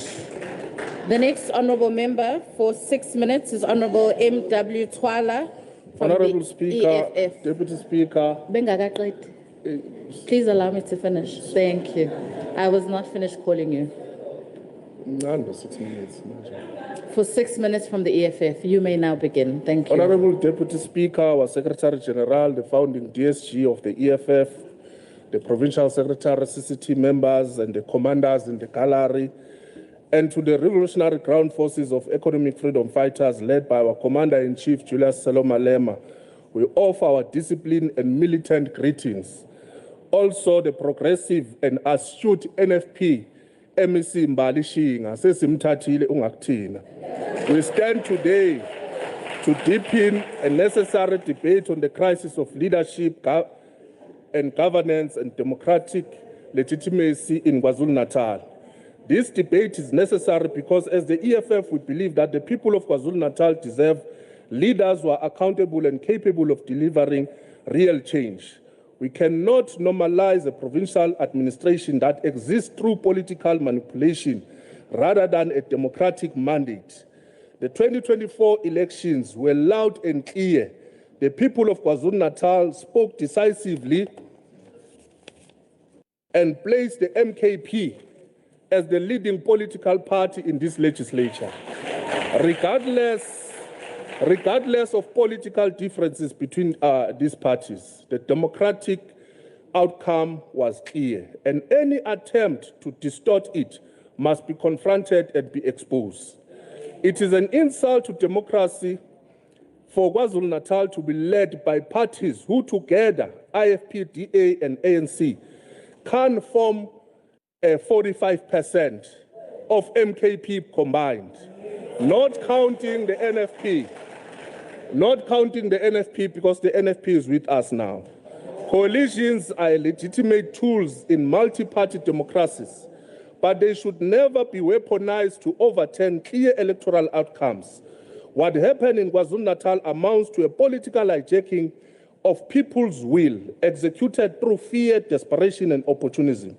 What makes it worse, it's not like you are doing anything meaningful with the power that you have stolen. You have stolen the people's mandate to govern KZN, and you still fail to deliver basic services. The economic crisis has intensified under this administration. The youth unemployment remains catastrophic and millions trapped in informal work with no stability or security. The Premier has offered no bold provincial plan, no industrial vision, and no urgent intervention to rescue the growing army of unemployed young people of KZN. A provincial government that cannot produce a clear economic development agenda is a government that has already admitted defeat. The 7th administration has not launched any structured plan to rebuild township economies, strengthen rural industries, support small businesses, or develop local manufacturing capacity that could absorb the unemployed youth and our people in the communities. The human settlement crisis is worsened by chronic mismanagement of contractors, where some abandoned projects are left midway. Others fail to meet standards, and the government lacks the capacity or political will to enforce accountability. Basic service delivery continues to crumble in districts across KwaZulu-Natal, with persistent water shortages, unreliable electricity, unmaintained roads, and failing sanitation system. These failures are not isolated incidents. They are a reflection of a systemic dysfunctional provincial government operating without any vision, discipline, or effective leadership. Violent crime in KwaZulu-Natal remains at crisis level, with murders, robberies, gender-based violence, and political killings continue with an alarming pace. The Premier has failed to mobilize provincial resources, modernize policing strategies, or introduce proactive measures to make communities safer, especially in rural regions. Rural communities are left to fend themselves as law enforcement remains overwhelmed, under-equipped, and poorly coordinated. Want again to expose the hypocrisy of the Democratic Alliance, which has organized a march against this motion. When the DA filed a motion of no confidence in Gauteng, nobody organized a march against them. Their selective outrage proves that their principles shift depending on who benefits politically. For them, it's all about protecting the descendants of Hitler. The DA has repeatedly shown that its respect for the Constitution is conditional. Their willingness to delegitimize this Constitution process is evidence of a party driven by opportunism, and they should never pretend to be the guidance of democratic morality. For the unemployed youth, the people of Inanda, Umlazi, Sobantu, Zakheni, Blabosh, Osizweni, KwaZulu, Eskawini, the vagabonds, the elderly, the rural communities, the working class, the farm dwellers, and all those whose voices were ignored, we reaffirm that the EFF supports the motion of no confidence. We do so because democracy must be protected. Thank you.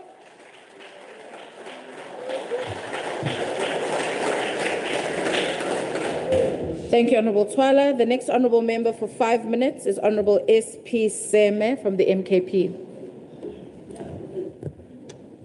Thank you, Honorable Deputy Speaker. Ngicela ukubingelela ubuholi be-MK Party kwi-gallery. Ngibingelele Ndaba Ezithi.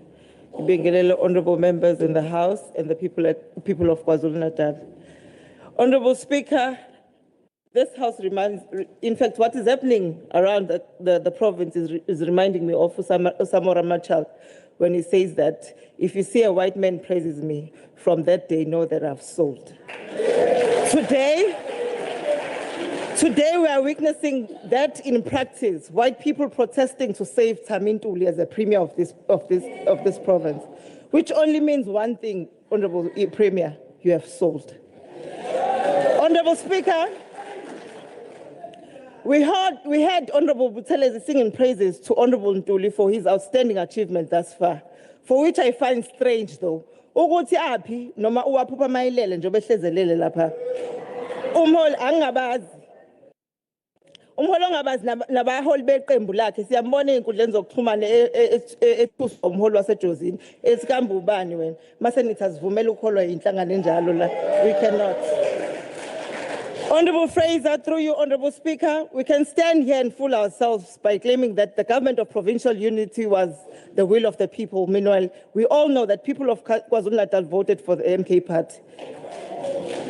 So people of KwaZulu-Natal never voted to bring white people to power. Nyas roba. Ngakho ke Maqabane kaThambo uma nisayiwo, your conscience lies with you to save ANC today. And that opportunity is brought to you by the MK party. If you are not going to do it for your organization, do it for the people of KZN. However, Honorable Speaker, today I'm here to debate a motion of no confidence on the Premier of KwaZulu-Natal on account of widespread governance failures, mismanagement, corruption, and collapse of service delivery under his leadership. Whereas the people of KwaZulu-Natal entrusted the provincial government and the Premier's office with the responsibility to ensure sound governance, transparent and accountable use of public resources, and consistent delivery of essential services, including water, sanitation, electricity, transport infrastructure, housing, health, and education. And whereas the recent reports, including audits by the Auditor General of South Africa and the statement by the Labour, Civic and Oversight Organization have exposed systemic failures across multiple departments and municipalities in this province. And whereas the current leadership has repeatedly failed to take timely and effective action to address mismanagement, corruption, service delivery breakdowns, and thereby eroding public trust, undermining the constitutional mandate to provide basic services. Now, therefore, the MK party moves that KwaZulu-Natal Legislature declares no confidence in the Premier of the KwaZulu-Natal with immediate effect and calls for his removal. Based on the following grounds, the AG 2024-25 audit report identified 18 material irregularities across provincial departments, including suspected fraud and non-compliance, with only a fraction resolved and only 21.1 million rands was recovered to date. Key departments, including health, education, transport, and human settlements, recorded billions in irregular, unauthorized, fruitless, and wasteful expenditure. For example, education incurred 521 million rands in unauthorized expenditure. Health disclosed 2.3 billion rands in irregular expenditure, with a further 2.3 billion rand under assessment. Human settlement recorded 492 million rands in irregular expenditure. Procurement processes remain deeply flawed. 75% of audits at department had material procurement findings, including awarding contractors to suppliers linked to officials and their family members. Related party contracts alone amounted to 64.9 million rands. The Premier's office has presided over the cascade of financial mismanagement, yet there has been little effective consequence management. This undermines the province's ability to govern responsibly and deliver service accordingly.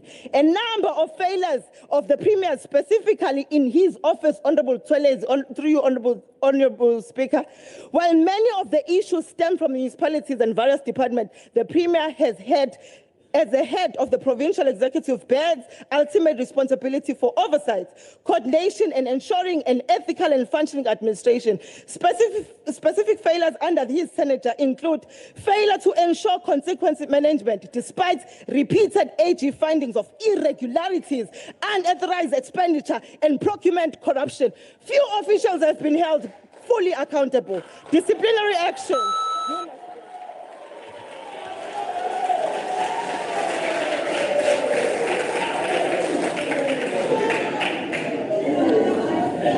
Thank you, Honorable Member. I now call upon the next member for 6 minutes on behalf of the National Freedom Party, the Honorable MEC CM Shinga.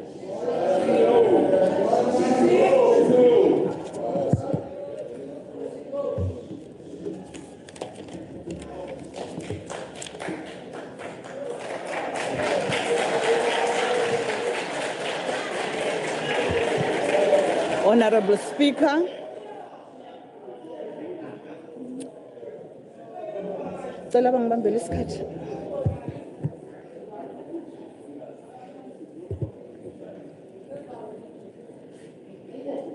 Honorable Speaker, the Honorable Premier of the province, Mhlonishwa Ntuli, members of the executive, leaders of political parties in the House and in the gallery, honorable members, the people of KwaZulu-Natal watching the proceedings of this House. Honorable Speaker, true leadership is not proven in moments of excitement, but in moments of restraint. The National Freedom Party rises today guided by the principle, not political convenience. We rise conscious of the fact that this House is not a rally. It is not a platform for spectacle, and it is certainly not a space for procedural shortcuts. It is a constitutional institution governed by the rules, conventions, and responsibilities that bind all of us equally. As our founder and first president, Uma Gamagwaza Msibi, once reminded the parliament during the similar moment in 2014, the functions of a legislature, I quote, the functions of the legislature are governed by the rules and not conventions, and therefore they cannot be changed for political expediency. We are here to debate issues, to come up with solutions and resolutions that improve the lives of our people, unquote. The principle remains alive today. It guides the NFP's approach to this motion. Honorable Speaker, a motion of no confidence is directed at the executive, specifically the Premier. It must therefore be assessed on governance, performance, accountability, and constitutional conduct, not on noise, speculation, or political maneuvering. This motion is therefore clear it does not meet that threshold. The NFP in this House is not dictated by headlines. It's not dictated by headlines, social media pressure, or external excitement. We are guided by the Constitution, the rules of the legislature, the mandate of our voters, and the legacy of our founder. Disagreement is not disloyalty.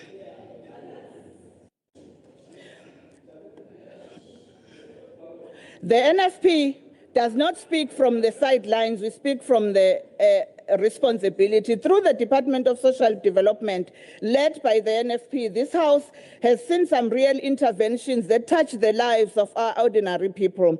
Honorable Speaker, since the inception of the Government of Provincial Unity, and upon assuming my responsibility as the MEC of Social Development, one of the most significant challenges we faced was the long-standing failure to fill critical vacant posts. Addressing this challenge has become one of our key achievements. The department finalized the recruitment process for 77 posts advertised during the second quarter out of 91 approved posts. A first cohort of 36 candidates assumed duty on 1 February 2025, followed by 24 candidates on 1 April 2025, including a finance and administration clerk who strengthens our operational capacity. In addition, 116 management posts were advertised and filled, including 60 social work supervisors. Currently, 148 posts have been advertised, including 100 social worker posts, which are critical to the core mandate of the department, particularly given that these positions has remained vacant for some time. Umsebenzi we-executive. Ngokuholwa ke iwona uhulumeni wobumbano sifike lapha ke sawunyakazisa umnyango wezokuthuthukiswa komphakathi sawubeka ezingeni sawusondeza eduze nabantu kuyimanje sisho ngokukhulu kuyiqhenya ukuthi lona umnyango osebenzela abantu bonke bakwaZulu-Natal emasontweni ke adlule sithola indondo esiyinikwe umnyango wezemisebenzi kahulumeni yokuba umnyango ophethwe kahle ke ezweni. Uma ke sifika umnyango wawudonsa kanzima kwezezimali kodwa sikhuluma ngokukhulu kuyiqhenya ukuthi kwenzeke umehluko siyabonga kakhulu. At the same time, we are forging ahead with the shift from a welfare-based approach to developmental social welfare model and professionalization of the department to better respond to the needs of our people.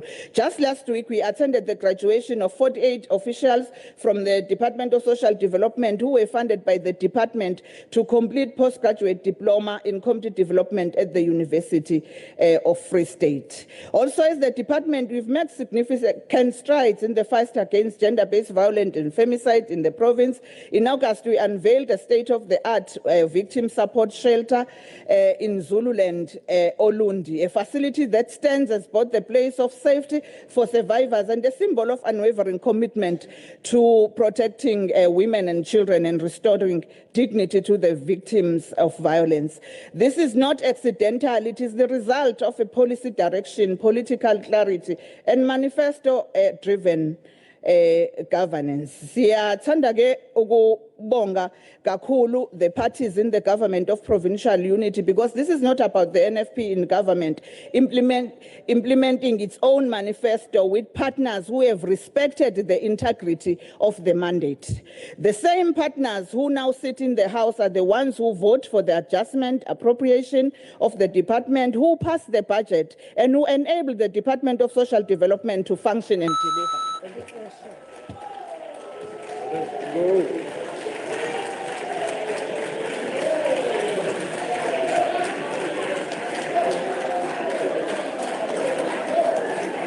Siyabonga.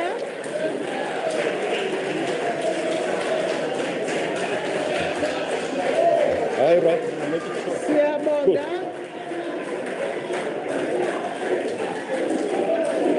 Siyabonga.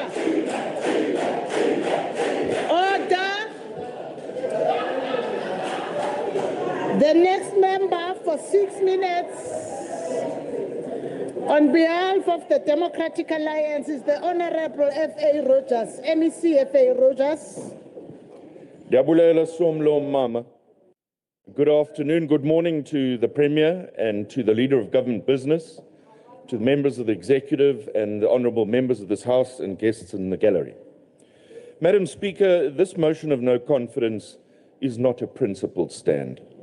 It's a contradiction disguised as accountability.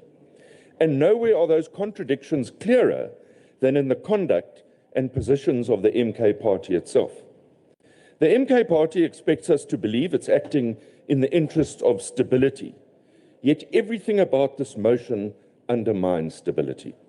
The most obvious contradiction: the MK party campaigns on the language of unity, liberation, and people-centered government. Yet here in KwaZulu-Natal, it brings a motion designed to collapse a functioning provincial executive without offering a replacement government or a program of action or a budget framework. Nothing. Lutu dololo. You cannot claim to stand for the people while deliberately engineering uncertainty that threatens services, jobs, and investment. The MK party accuses the Premier, Tommy of Mtuli, of instability. Yet it is this very government of provincial unity that has ensured uninterrupted governance, passed budgets on time, stabilized departments, established a financial recovery plan, created political stability, increased investor confidence, and kept the legislature functioning. The contradiction, Madam Speaker, is clear. The MK motion condemns the systems and mechanisms that have brought about this stability. A further contradiction lies in the MK's rhetoric on corruption and accountability. The MK party speaks loudly about clean governance, yet this motion presents no finding of misconduct against the Premier, no adverse audit outcome, no court judgment, no evidence of constitutional failure. Accusations of poor accountability without evidence is nothing more than absurd political theatre. If MK was serious about clean governance, they would engage through oversight committees, audit processes, and portfolio scrutiny, not through a motion designed to destabilise our government. MK claims to speak for the poor and the working class, yet this motion threatens infrastructure spending through executive disruption, service delivery timelines through administrative paralysis, investor confidence in a province already under economic pressure. Let us speak about leadership, Madam Speaker. MK argues that Premier Ntuli lacks legitimacy, yet he was elected constitutionally by this House. He leads a multi-party executive reflecting the will of the voters. He governs through cooperation rather than coercion. MK reject coalition governance yet offers no outright majority of their own. They did not obtain an outright majority. This is not leadership, it's evading realism. There's a deep contradiction in MK's posture on stability. The same MK party warns about unrest, instability, and social fractures that this motion would now bring about. Removing the Premier without cause is one of them. Trigger executive uncertainty is another. Reopen political contestation in a fragile province. KwaZulu-Natal knows the cost of instability. We all have a responsibility not to repeat history, lest we forget the scars of the July insurrection. Turning to empirical evidence, Madam Speaker, under Premier Tami Ntuli, the GPU, we have on-time budgets and plans, improved expenditure consistency, stronger procurement oversight, better interdepartmental coordination, renewed engagement with business, civil society, improved investor confidence, a reduction in unemployment in the province above that of the national trend. These are measurable governance outcomes, unambiguous outcomes. MK offers nothing in return, only contradictions. This motion tells us far more about the MK party than it does about the Premier. It exposes a party that demands accountability without evidence. It exposes a party that criticizes governance without offering an alternative. KwaZulu-Natal deserves better than that. Premier Tami Ntuli has governed with restraint, inclusivity, and discipline. He has delivered stability where instability was expected and cooperation where conflict was predicted. To support this motion, Madam Speaker, would be to reward contradiction and punish responsible leadership that has managed to achieve the positive evidence-based outcome. This House must choose today, Madam Speaker, between governance and a divisive theatrical party, between a Premier who has stabilized KwaZulu-Natal and a motion built on contradiction. Thank you.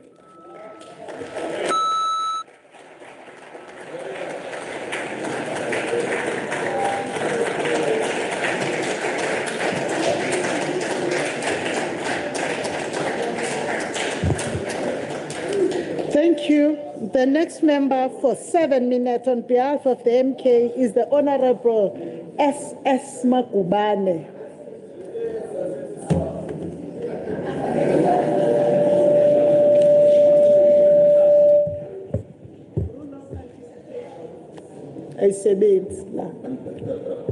Honorable S.S. Makubane, 7 minutes, sir. Thank you, Honorable Speaker.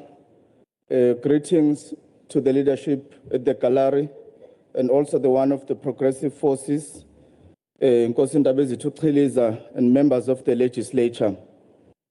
Honorable Speaker, before I start with my speech, let me address some of the statements that were mentioned by the members here. Through you, Speaker. Honorable Telezi, you said the Premier is unifying even the traditional leaders. We will say Honorable Buthelezi said. Thank you, Speaker. Honorable Speaker, Honorable Buthelezi said, the Premier is unifying all traditional leaders. But we know one thing, and that's a fact, and we'll provide those facts here, because Honorable Kaula, Speaker, also wanted us to have facts. We're going to give it to him now. The Honorable Premier doesn't even respect the King, His Majesty, Mesuzulu Kazwelithini. When the King sent a list of preferred, Speaker, employees to the King's office, under the Premier's office, The Premier, that list was sent on the 28th of July, 2025. The Premier went to the Royal House at Emashobeni and rejected that list.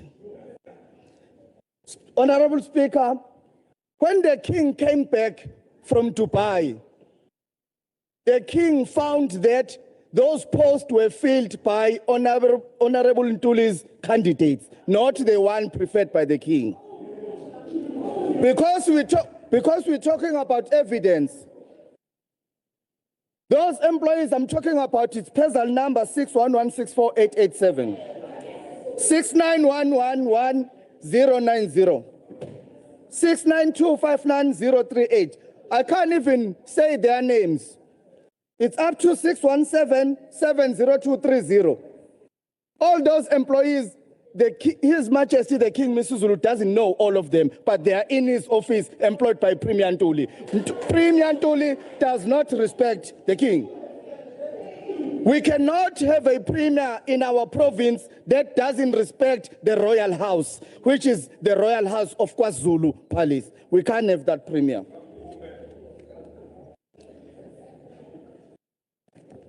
The Premier is a Premier of a, Honorable Speaker, is a Premier of a district, not a Premier of a province. I'll tell you, because we spoke about bursaries, some had questions, said we need to bring evidence. The bursaries are no more scrutinized by the committee that scrutinizes the bursaries in order for preferred and perfect candidates. Ilembe received only 8 bursaries. Tugela received only 7. Uku 8. Herikwala 8. Guess how many King Kochayo received? 26. He's a Premier of a district, not a Premier of a province. Guess how many they received from Zululand? Where is IFP-dominated district? They received 23 bursaries. So the Premier only caters for those districts that are IFP-dominated districts. We were called in Empangeni. We were called in Esikawini. They called us for Youth Empowerment Fund ceremony on the June 16 when we were celebrating the Youth Day. The Premier stood there in front of us in a big televised ceremony. He said he's empowering the youth. He gave them a huge amount of checks. Those checks did not have money. It was just cardboards. There was no money. We can't have a Premier that goes to public with us as honorable members and tell the youth of KwaZulu-Natal who's poor that is giving them empowerment, only knowing that that vote is not approved as yet. They still need to approve the vote in order for that youth to get that money. When was the rollover approved? Count from June 16, July 16, August 16, September 16, October 16, November 16. It was only approved last week. But he said, Honorable Tutunzama asked the Premier Speaker a question. Premier, why did you not come to the Youth Parliament? Honorable Premier said, I already done a celebration for the youth and even gave them money. As we're speaking, we've already employed a certain number of youth. He was lying. We cannot have a Premier who's lying in front of the House. We can't. Honorable Speaker, we are measuring the Premier by simply 3 things. The other one of the New York trip is still gonna come. Just wait and listen. Awuthi kozololo mhlonishwa Nkomosi. Mhlonishwa Gabisa usukuma ngawuphi umtheshwana. Honorable Speaker, thank you very much. I'm rising on Rule 57A in conjunction. 57 bani 57 1A in conjunction with 75.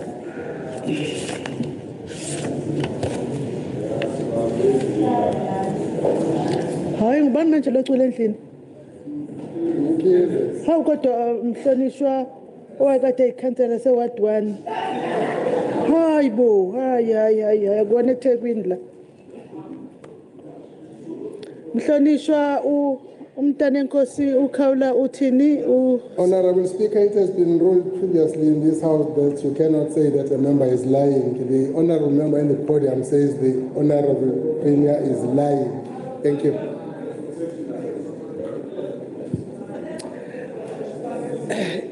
impela uma ngaba usho kanjalo mhlonishwa uMagubane Rhoxisa. Thank you, Honor. Kancane mama kancane. Ngeke mhlonishwa ugasa. Ngiyazi ukuthi wena uyakwazi ukuphika phi. Ngenzeka ke ukuthi namhlanje bekunguseme kodwa ngizwe izwi lakho. Mhlonishwa ugasa ngeke sisi, ngeke mhlonishwa. Rhoxisa Nkomosa. Ngiyahoxisa Somlomo. Siyabonga ayiqhubeke inkulumo. Somlomo, le concern ka premier yokungabethembi ubuholi bakhe akuyona MK party kuphela. Even another leader of another political party that is not part of this house made the premier aware that there are irregularities on your appointment of beneficiaries on the youth fund. The premier ignored that leader. That leader ended up going to public protector. But what the premier did, Honorable Speaker, he quickly appointed an acting DG so that he can quickly process those irregular youth empowerment funding. On that note, we know very well why the DG, Dr. Mkhize, had to resign. And imagine an office of a premier that makes a highest position in the province to resign. What about the directors that will want everything to be done according to principle and protocol? They'll be shaken. We can't have a premier that his office is able to make a senior position, DG, to resign just because of harassments. In the office of the highest office in the province, we can't. That means there will be no principal, there will be no director, there will be no senior official that will be able to do things in principle and order because there will be political directives. We can't have a premier like that one. So our reasons are valid that we cannot have a premier that will hold a position and not be faithful to us as KwaZulu-Natal. Thanks.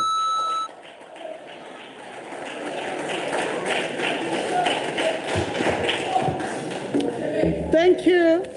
The next member for 6 minutes on behalf of the ANC is the Honorable S.A. Duma, the MEC Duma, Leader of Government Business. Revolutionary greetings, Honorable Speaker Mahubela, Honorable Prima Pele, Chief Whip, the entire leadership, the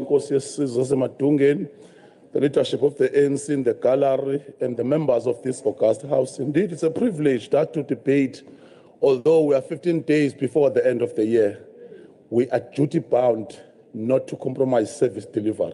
We are duty-bound to also take into cognizance that other people are yearning for us to be assisting them, as opposed to be providing and coming with so shallow type of emotion. But I'm going to talk on it, Honorable Speaker. In research, we have 3 categories: the high level, which is high proposition, average proposition, and the low proposition. I'm afraid to say this was presented at a very low population in terms of the processes of understanding. But I must also say that Honorable Mngadi, Honorable Speaker is saying that the presentation is the poor governance in particular. Let me just take this as his thesis that is presented. We are then going to start and try offer both. Mhlonishwa Mthombeni kancane nje. Ngicela uRhoxise Mhlonishwa Magubane. Angifuni ukuphinda ngoba kuzwakele lana kwi-record. Ngiyahoxisa Somlomo. Ngiyabonga Nkomosa. Honorable Speaker, I will then do both antithesis and the synthesis as to put more meat on the stuffed skeleton presented by this in this house. Unfortunately, even the concords and adjectives are used incorrectly, yet we are expected to debate it irrespective of the condition. So I must say that, unfortunately, just do a comparison, Honorable Speaker, this picture is going to be historical. A member presenting a motion in a combat camouflage, begging for mercy, saying to go to the police, why to wear a camouflage Why to wear combat in a combat mode?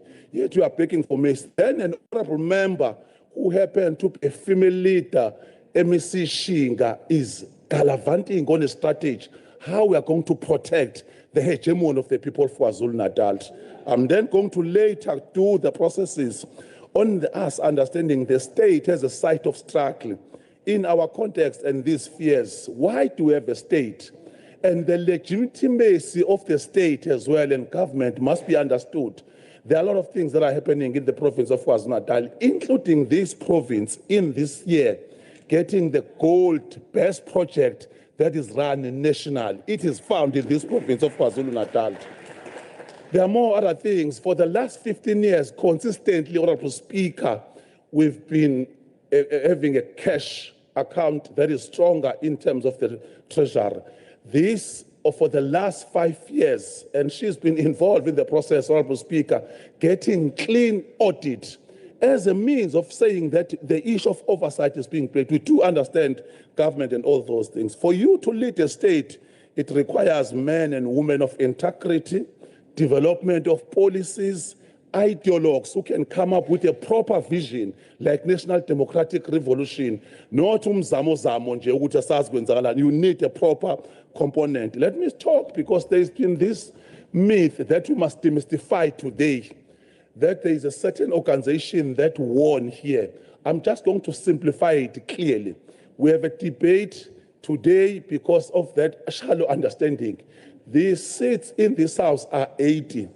For you to win, you need 40 plus 1. Nothing less, nothing more, but you must have that for you to be in that process. Just to make even simplify it even further, 39, so that they understand. I'm sure they think that 9 is bigger than 3. 30 is, that 3 is bigger because it's a unit of 3. 10, then it makes 30. So if you understand that 39, even the proposition, I'm sure others does not understand the strength, what we call the placement value of numbers, that at this point in time, we are going to emerge victorious. Not necessarily because we've got a preference on who is leading the province of KwaZulu-Natal in a form of premium, but we take. Sorry, Madam Mhlonishwa Maphisa. We are no Honorable Seme. I not to Seme. No, where local green. Call him Mhlonishwa Seme. Yabona abantu abangihluphayo ngiyabazi. Honorable Gasa, mangisuka kumhlonishwa Maphisa ngizakuwena. Sukuma Mhlonishwa Maphisa. You have just been sexist in the house. Ubiza abantu ngamantombazana, withdraw that.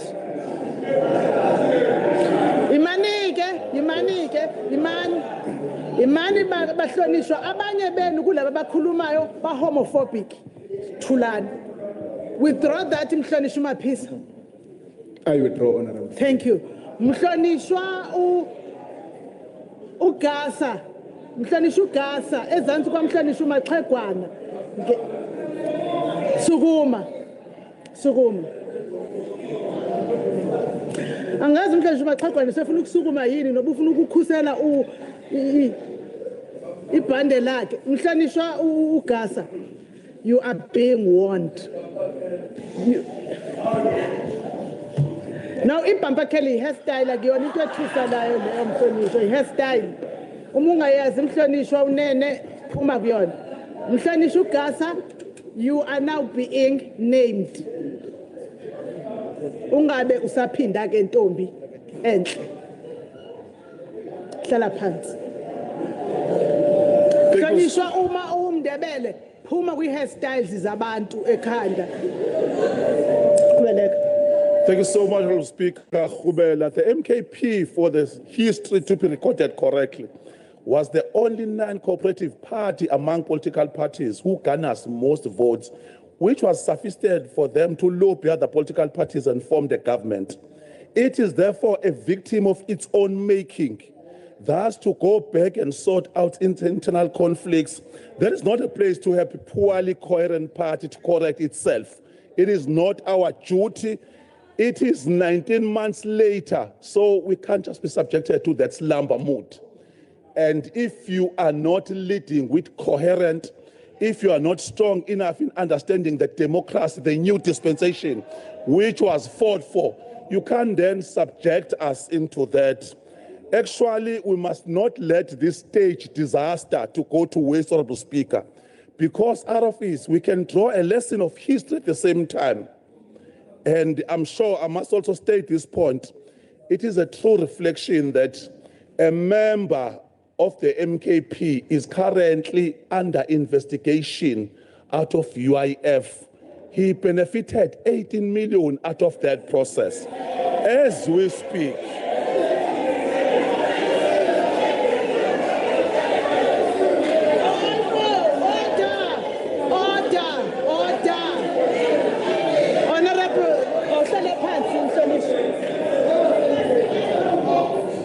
Honorable Deputy Chief Whip, may we hear the rule?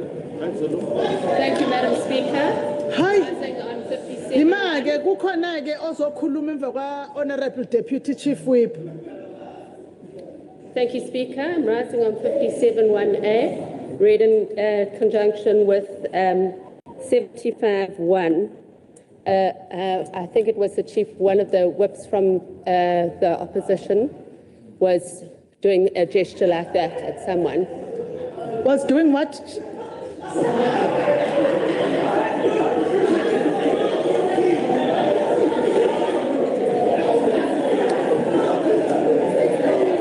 Honorable Mbata. Was it Honorable Mbata? Yes. Okay, Honorable Mbata, stand up. Yes, ubani lozombulala? Ngoba phela bonke abantu endlini bathule wena uyabuza issue. Mina imandi uqhazela. Mina ngiyazi ngakithi esayidi uma ngithi ngizokunquma. Ubani lozomnquma? Hayi cha, ngizokhuluma nawe Mhlonishwa useme mase kukhona othe uzomnquma endlini. Mhlonishwa umbatha ubani lo ozomnquma la endlini? Okay. Yeah, thank you, Honourable Speaker. Firstly, the Honourable Deputy Speaker, Chief Whip, where you come here, Roman Kulum, you want to now German, let them with my halls. So, we come and feel that we come an honourable on that side. Honourable. No, Honourable Speaker, I don't mind. Honourable Mbata. Xolisa ngokwenza le gesture. I-gesture edla. Imama mangiqede. No, Speaker. No, Imangqede. to speak. No, Speaker. No. I'm warning you. No. I am warning you. I am warning you. I am warning you. You are treading on very thin ice. Imake wena ozonqunywa. Honorable Mbata, to protect yourself and integrity. Le into oyibonakela uyenza xolisa ngayo ayenziwa leyo nto. Okay. Ngiyabonga Speaker bengibalwe nje umphimbo kodwa ngiyaxolisa. Sixolele malungu ahloniphekile akekho umuntu ozorefer kumhlonishwa umbatha nokhomba lana uthi nje uyaxolisa. Now,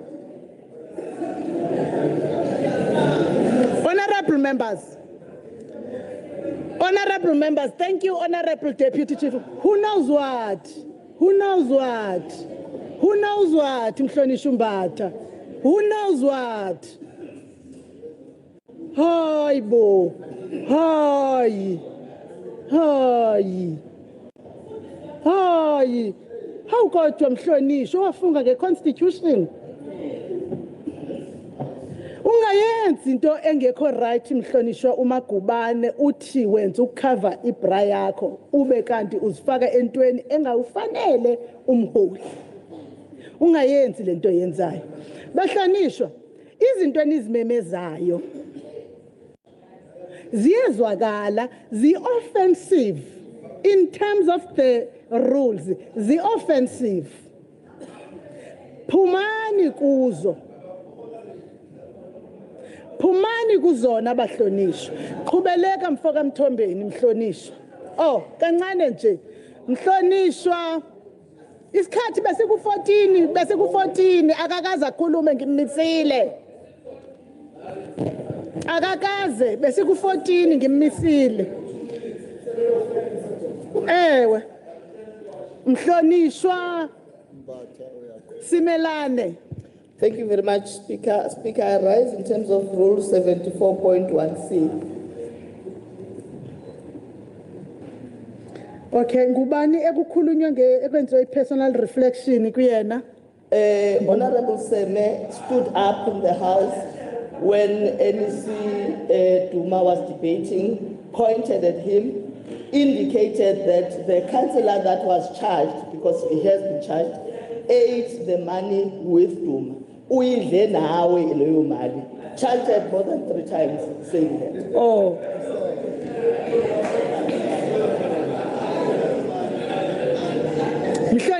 Mhlonishwa.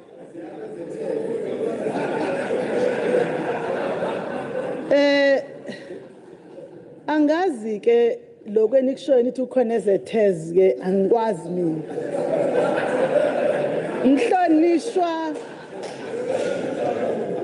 Mhlonishwa ugrandniece kaPixley kaIsaka Seme Sukuma.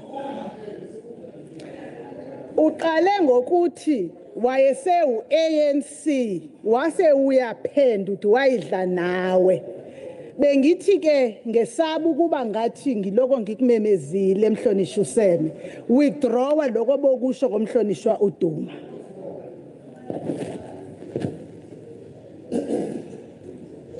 Wambole ngiyaxolisa. Oh, yangidlali nawe. Hayi. Sorry Masem. Mhlonishwa Seme. No, Mhlonishwa Seme, angaze ngajoke nawe. Kodwa namangilesihlalo ke angijoke neke ngijoke nabo. Withdraw and apologize to the House now. Fokudlala nami. I withdraw ukuthi wayidla naye. Apologize ukudlala noSomlo. Ngiyaxolisa ukudlala noSomlo. Ngiyabonga Mhlonishwa Seme. Hayi ngaze nganebhadi ke Mhlonishwa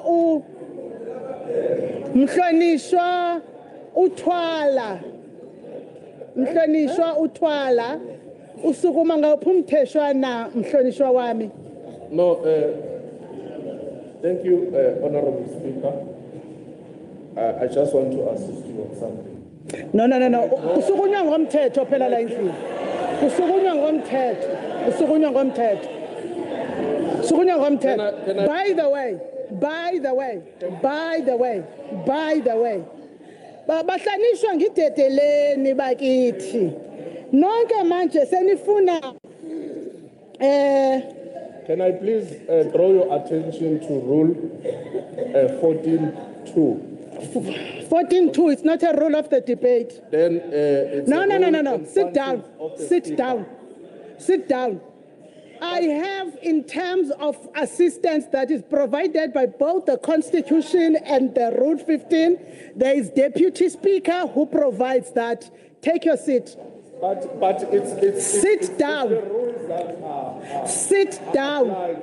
Go and learn rules, Mhlonishwa. Rules of rules debate. that must Sit down. But Speaker, Don't embarrass yourself. You are the only one who stands on a rule that is not rule of debate. Sit down. I'm impartial when applying the rules. Sit down. Earlier on, when NEC called the members, you checked with him that did he say start? But when the members from the right side tell you that the members are doing some gestures, you rain on them without checking with them if they've done so. So you must be impartial when applying the rules, Honorable Speaker. Do not treat these people special. They are not special to all of us here. We're all equal in this house. Okay, sit down. Sit down, I'll respond. Sit down. Sit down. Sit down. Sit down. You must be impartial. Sit down. Sit down. The person who had spoken, Honorable Seme, that I rolled on, I said, I heard you, Uzewat. So Don't draw parallels where they do not exist. I checked because I said I may have heard him differently. I did not say kuye ingaba and Mvanga. I told you that I heard him. No. Oh, sit down. Thank you, Komose. Tena nomunye ke ahlale phansi. We what? Komose. Memeza nangomunye naye khuluma ngikhuluma. Komose. Wenkomose mhlonishwa. Memeza phela nangumkhaya kwaseNewcastle naye ahlale phansi. Ngithe makahlale phansi. Honorable Twala. You must be consistent on your approach. No. Honorable Twala, your understanding of consistency is not in line with the rules. Yes. Your role. Kungcono uyayizwa ke. Hlala phansi Twala. Twala hlala phansi. Twala hlala phansi. Thank you. Mhlonishwa Twala hlala phansi. Honorable members of the House. Honorable members of the House, sengihlekisa umhlonishwa othi ukholo thitha kakhitshwa ngaze ubani lo. Honorable members of the House, it's an embarrassment when you stand up and read rules that are not rules of the debate. But the embarrassment is worse when you call yourself a party leader. When you stand up and call the rules that are not rules of debate, and you think that you have done something that we must applaud you. Members who arrive years after you, that raise point of orders properly. Now,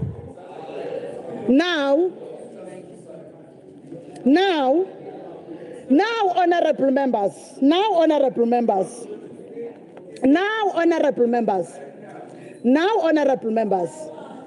I will continue with the debate unperturbed. I will allow the 3 speakers that are still to finish so that they are heard. The 14 seconds of Honorable Duma will be, no, kaloku baye bamisa kusakhuluma umhlonishwa uSmelane mhlonishwa uDex. Ndasho ukuthi akakakhulumi. May you continue mhlonishwa uDuma.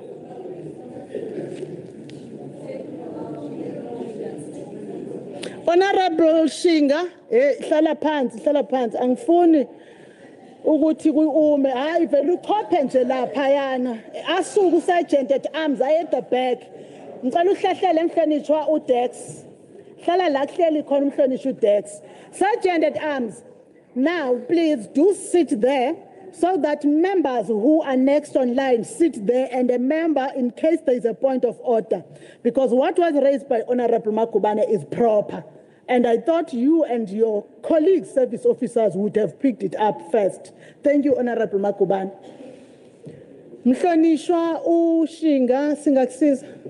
Thank you, Honorable Speaker. I rise on Rule 75, 1. Honorable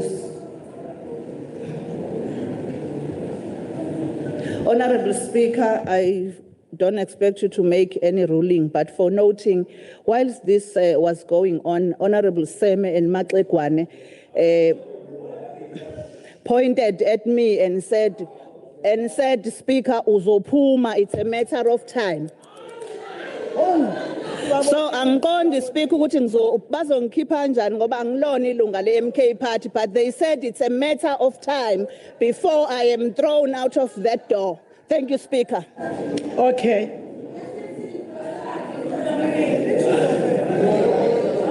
Mana pen.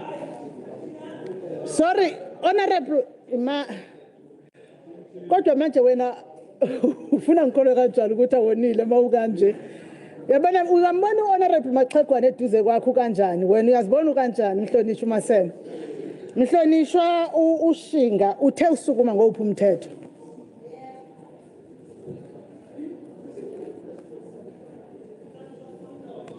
Uma ngomthetho u75. Okay. Point 1. Ngishilo on a reflection that was made by 2 members of the legislature. Okay. Kukhona enikwenzile okunjalo mhlonishwa useme nomhlonishwa. Hayi angikabafuna ofakazi. Ngobheka ivideo. Ngobheka ivideo.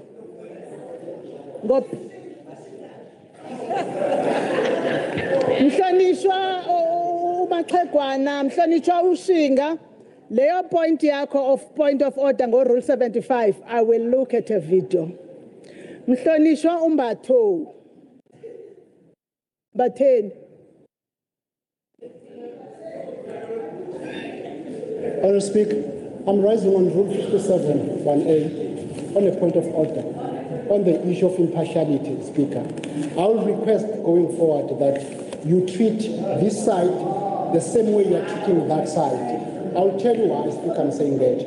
Honourable Shina rose without any rule. You allowed her to speak. And when she's done, no. And when Speaker, I'm speaking with the Speaker, I will not with them. And when he's done speaking, you then ask her what rule are you rising on. Consistency, yes, Speaker, I'm requesting that. Thank you. Okay. Do you know why I said she must say the rule again? Because as such, what akukho rule, you were saying that. Ute usuka ngo 74-1. Because, Honourable Member, you have not internalized that a point of order that you raise alone is not enough. A point of order must be accompanied by a rule. When you stand up during a debate and you say, I'm raising rule, what, it must be within the rules of the debate. It's a point of order. That point of order of yours must be accompanied with those rules that are in Chapter 6 going forward. I am not a saint. I may not say that I am 100% knowing everything. But when it comes to trying to be impartial and without bias, I am. What I do not take, Honourable Members, is for you to raise rules that have absolutely nothing with Chapter 6, order in meetings of the House and rules of debate. There is a chapter dedicated to that. There is a chapter.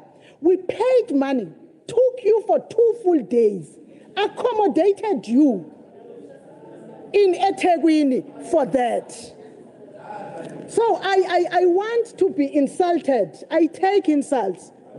But insults must be in line with truth and with my inadequacies as an individual, not formulated.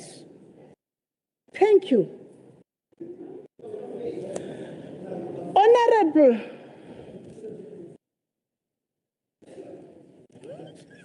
Honourable Duma, may you continue. Ukhongolose wabantu uzoqhubeka nokuvikela isithunzi iKwaZulu-Natal iqhubeke besesandleni esikahle. Siyafisa somlomo ukuthi abantu bakithi baphephe njengoba sihamba siya emaholidini, bakwazi ukuthi impilo zabo ziqhubeke zibe yiloko esifuna zibe yikona. Qhubeka ke phela sikwazi ukwenza usebenza lomsebenzi wesizwe. Siyobonana bafowethu ngonyaka olandelayo. #nenzani ezweni. Siyabonga. Thank you. No, honourable members.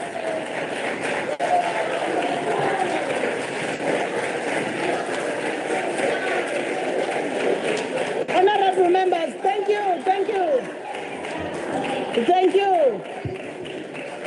The service officers timed the 4 seconds that was taken before Honourable Member Makubane.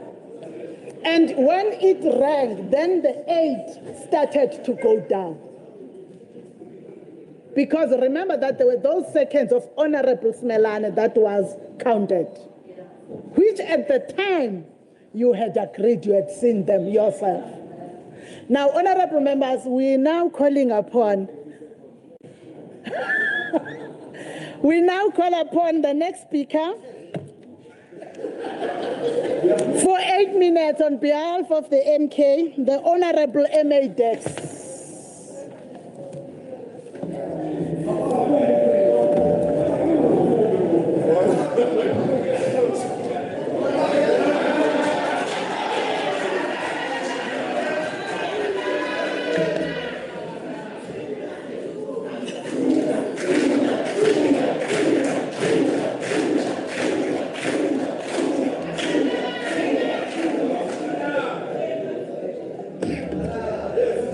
Okay, members on the gallery, you are not part in any way. The members are those that are here that are free to do anything at any given time. May you start the debate, sir. Honorable Nkosi Qeleza, the leadership of Umkhonto weSizwe in the gallery, the leadership of the EFF in the gallery, the leadership of the ANC led by Mr. Jeff Hatebe, the leadership of the NFP in the gallery led by Mr. Barnes, our visitors in the gallery, honorable members, I greet you this morning or this afternoon in the wonderful and revolutionary name of our Lord and Savior Jesus Christ. Madam Speaker, today we must speak truth. Honorable Speaker, the Premier of KwaZulu has been weighed, measured, and found wanting. Honorable Speaker, he ran away. Honorable Speaker, on the 20th of March 2025, I posed a question to the Premier for oral reply on the cost of his New York trip. In the Premier's response, the Premier deliberately misled this House by informing us that the cost was a mere 737,323 rand. Upon our thorough investigation, Madam Speaker, we discovered that the cost for the Premier was actually 970,323 rand and 30 cents. And the total cost of that trip was 7,261 rand 69 cents. Honorable Speaker, in my follow-up question to the Premier, I asked the Honorable Premier, you're standing, I asked the Honorable Premier if there was anyone who accompanied him on the New York trip who was not an employee of the provincial government. Honorable Premier, the response to me and this House, the Premier responded to me and this House that he could not remember. He said he could not remember, you're standing here. Honorable Speaker, today please allow me to remember for the Honorable Premier. Madam Speaker, there is a saying that what happens in Vegas stays in Vegas, but what happens in New York City will be revealed in the KZN legislature today. Madam Speaker, the Honorable Premier was accompanied on that trip by his girlfriend, his baby mama, at the expense of the taxpayer of the city. Then the MEC for Finance wants to speak about clean governance. Upon the return of the Premier from the New York trip, the Honorable Premier employed the same girlfriend in his department. Honorable Speaker. Honorable Dex, please take your seat. Honorable Biela, sit that side so that this one is free for honorable member debating. Which role, Deputy Chief Whip? I'm rising on Rule 74(1)(a).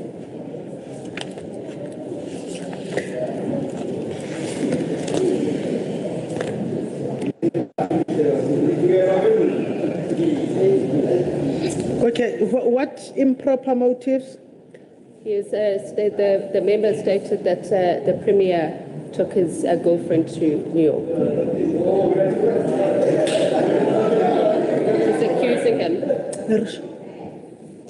No, but is it the wrong rule? Is it proper? 71.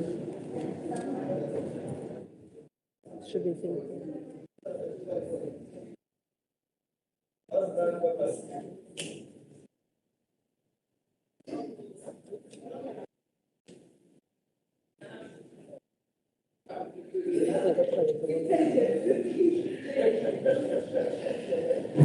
Look, Deputy Chief Whip, we're treading on very thin ice because there is a matter of spouse and benefits to the executive of spouse and partners and the broader definition. May you allow us to rule on this on the 16th of January? Because we don't want to rule it out and then have a bigger impact on women and their standing to partners in the House.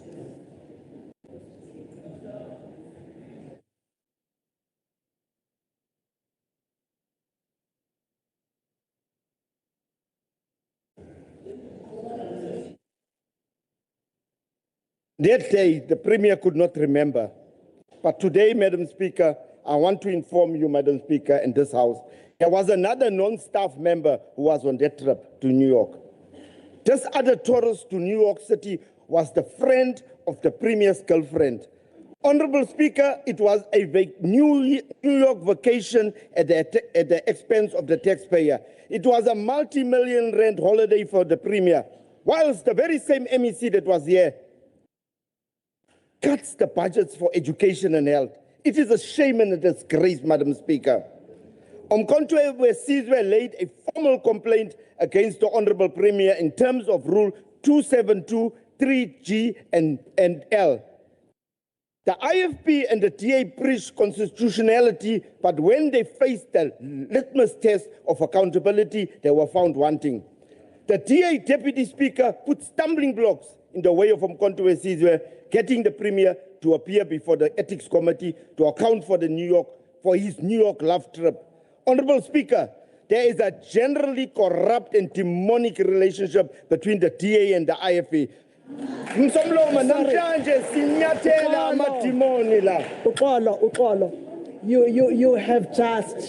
You have just now put improper conduct to the Presidium and the Ethics Committee. You have just accused us of improper conduct through the Deputy Speaker and chairing the Ethics Committee. And I want you to withdraw that. And if you have an issue with the Ethics Committee, do that in writing to the Speaker. I will withdraw, Madam Speaker, and I will do as you requested. Thank you, sir. Honourable Speaker, the Premier has violated the Code of Conduct and Ethics of the KZN Legislature. Under Part 1, Ethical Conduct, Principles of Holding Public Office, the Premier has violated A, B, C, D, and E. Please read the Premier. Under the Part 2, Specific Obligations, the Premier has violated. Under Part 2, Specific Obligations, the Premier has violated 1A, 1B, 1C, 1D, 1E, 1F, and 1G. Madam Speaker, the Honourable Ntuli is no longer fit and proper to occupy the office of the Premier.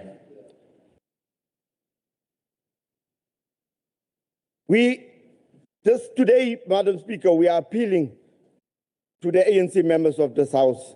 We are appealing to their revolutionary conscience to do the right thing today.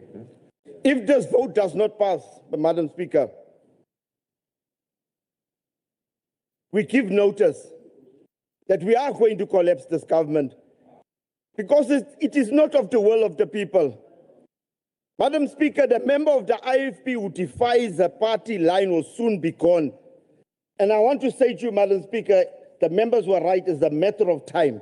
It's just a matter of time. We will be 50-50 in this House. We will be very 50-50 in this House.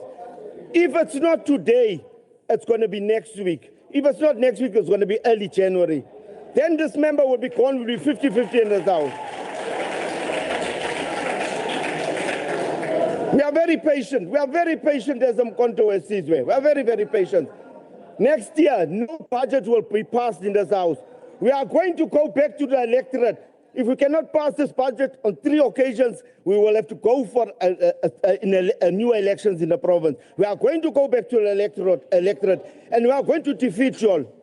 Now, the behavior, Madam Speaker, the behavior of the African National Congress in this House. The ANC Speaker, before the Honorable say that their participation in the GPU is to advance the democratic revolution. Now, a leader of the ANC, Sishe Zigalala, said, "New Liberal Party enforcing neoliberal principles in this house, economic principles in this house, in this province." Then you say you're advancing the democratic revolution. The MEC purposely cuts the budgets of health and education to undermine the ANC, and you cannot see it. It is the GPU. It's the GPU and the MEC of Finance in this province, KZN, that have reduced you all to a test. It's him that reduced you all to the test. You want to continue. You want to continue being the test. The voters out there are looking at you. Come next year, 2026, we are going to defeat you, ANC. You are going to be finished if you continue in this thing here. Even the Honorable, Madam Speaker, even the Honorable Buthelezi goes around and undermines the ANC.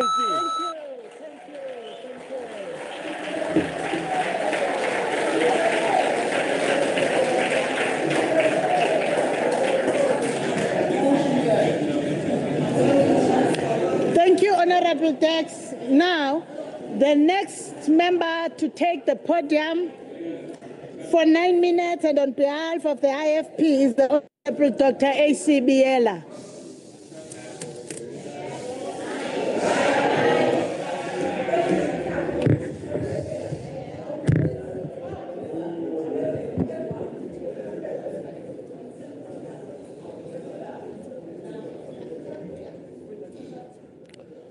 Honorable Speaker, Honorable Premier, Honorable Leader of Government Business, Honorable Chief Whip, Deputy Chief Whip, Honorable members of this House, the leadership of the IFP in the gallery, and all guests present, I extend my warm greetings. Honorable Speaker, allow me to acknowledge the rich and varied political traditions represented in this House. The African National Congress of Pixliga Isaka Seme, the Democratic Alliance, whose liberal heritage is inseparable from the courage of Helen Suzman, the National Freedom Party of Kamakwaza Msebi, the Economic Freedom Fighters of the Honorable Julius Malema, and of course, the Umkhonto Wesizwe Party, whose formative moment is inseparably linked to the heroic giant of this early organization, Umkhonto Wesizwe of Mr. Jabulani Khumalo.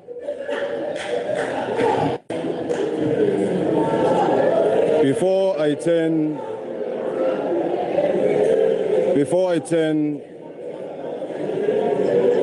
Order, honorable members, order.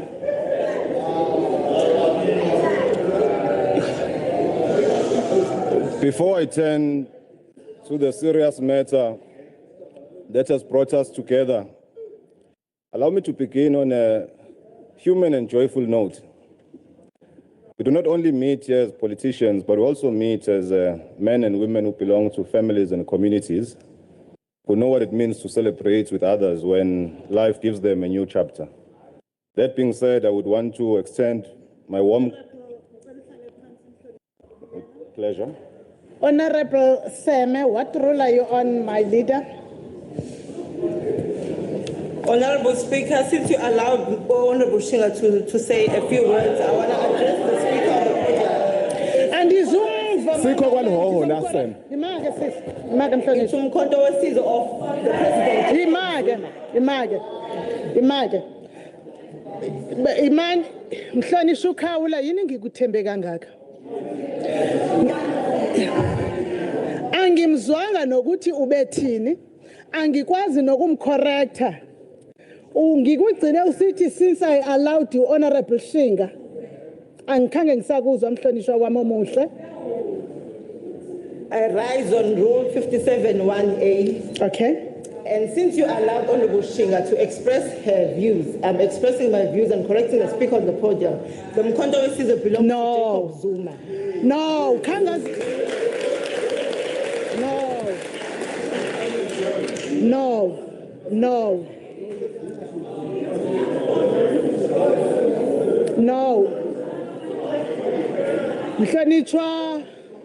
Mhlanishwa uSen. Ngicela ukucorrect. Uraisile uRule 74 mhlambi ke angazi ukuthi wena uzwile na. Kodwa futhi kuleyo ukuthi ngokabani umkhonto wesizwe. Mina ngazi umhlonishwa uChiliza, umhlonishwa uMngadi, umhlonishwa uMagubane, umhlonishwa uMkhize, umhlonishwa uMbatha. So ipoint yakho ipoint ye debate engeke ngangena kuyona, ngicela ungangifaki.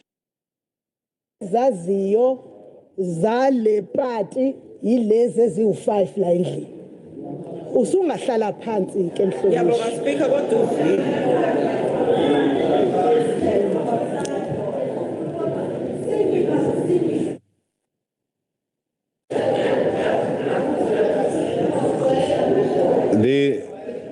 The other problem is when you want to impress your leaders and you want to sound intellectual and you even make a bigger blunder. The fact that the honorable member has the audacity to stand and think she's saying something smart when she says the organization belongs to someone, that is a problem on its own, because organizations belong to the people and not to a person. Rule 56. Honorable members, both sides of the House. Both sides of the House. Rule 56. Don't drown the speaker. Don't drown the speaker. Chief Whip or official opposition, what rule are you on? Imana nisahloniphi no Chief Whip. Tusenkomo, what rule?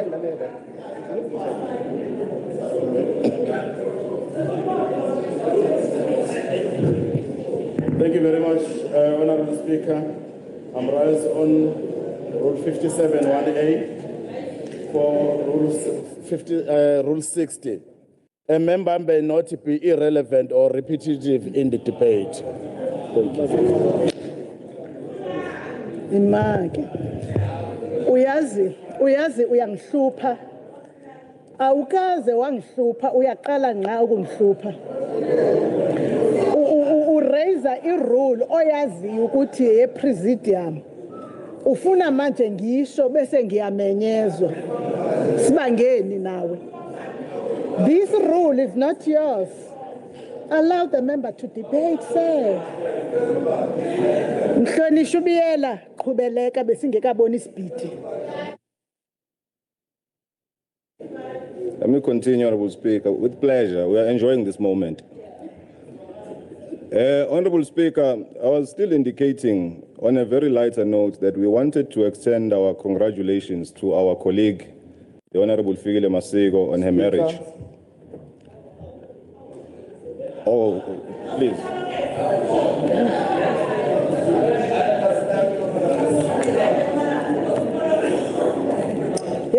Yes, Mhlonishwa Magubane. Kodwa niyafundekela bahlonishwa, niyamemeza bahlonishwa. Thank you, Honorable Speaker, for the opportunity. I'm rising on 57(1)A together with Rule 74(1)D. The member on the podium said, he said our member is standing up as if he's trying to be smart.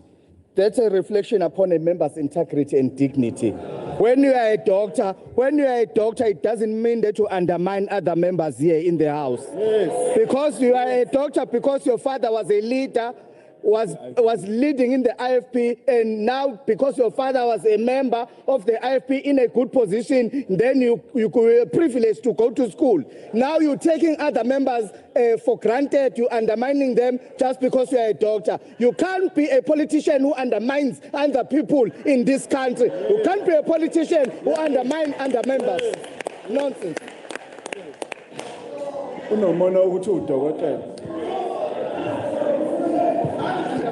Mhlonishwa Nkomose Mhlonishwa Makubane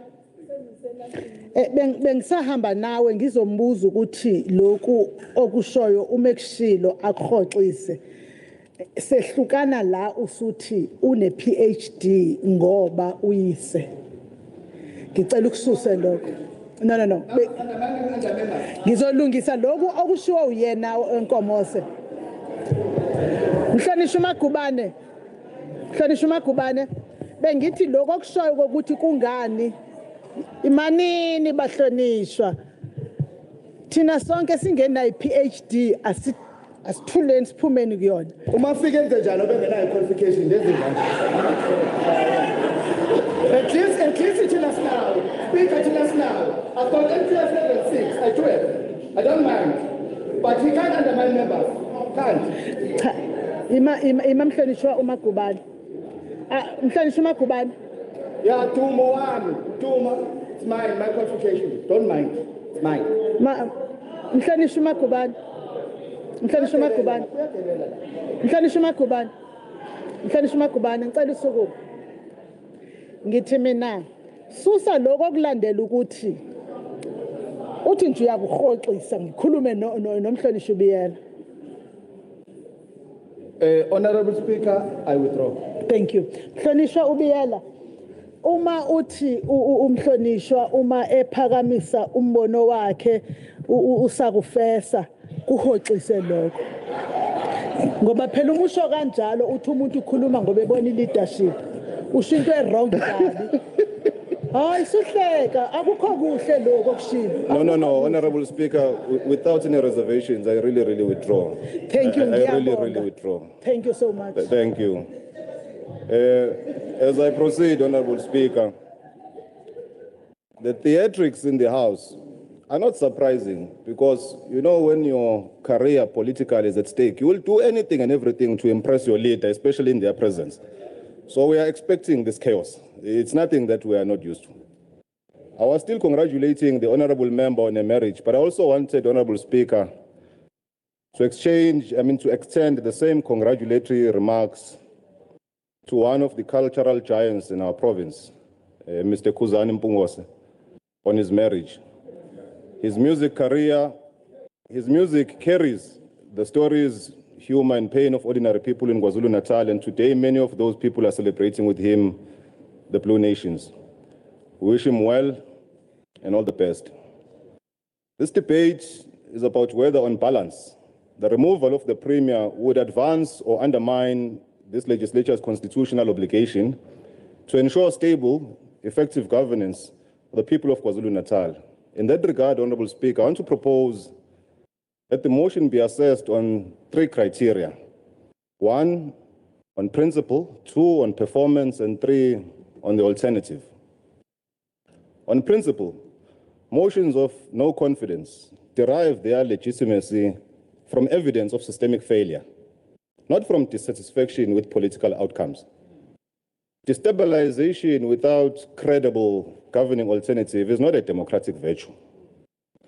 On performance, the government of provincial unity under the leadership of Premier Honorable Ntuli has governed within a fragmented political environment while maintaining collective executive responsibility. It reflects political maturity and understanding that governance is sustained through stewardship. The decisive question, however, is on the alternative, which is the 3rd criteria that I want us to look at. Political theory offers a useful caution.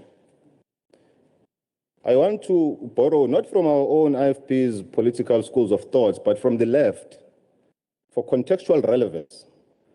Marx and Engels warned us against movements that speak in the name of the masses while substituting disciplined organization with moral posturing, a politics marked by dramatic gestures, rhetorics, and organizational fragility. You see, when you debate at a high level, then you get this silence. Such movements appear very bold. Such movements appear very bold, but they lack the coherence and capacity required for sustained governance. Honorable Speaker, the distinction is not just ideological, it's also institutional. The question before this House is not who sounds the most aggrieved, but who is structurally capable of governing a province. When one examines the MK's own organizational record, what does evidence present before us? It says that of all the political parties represented in this House, it is the only political organization that has changed more than 5 or 6 times an integral and important position of the Secretary General at the national level.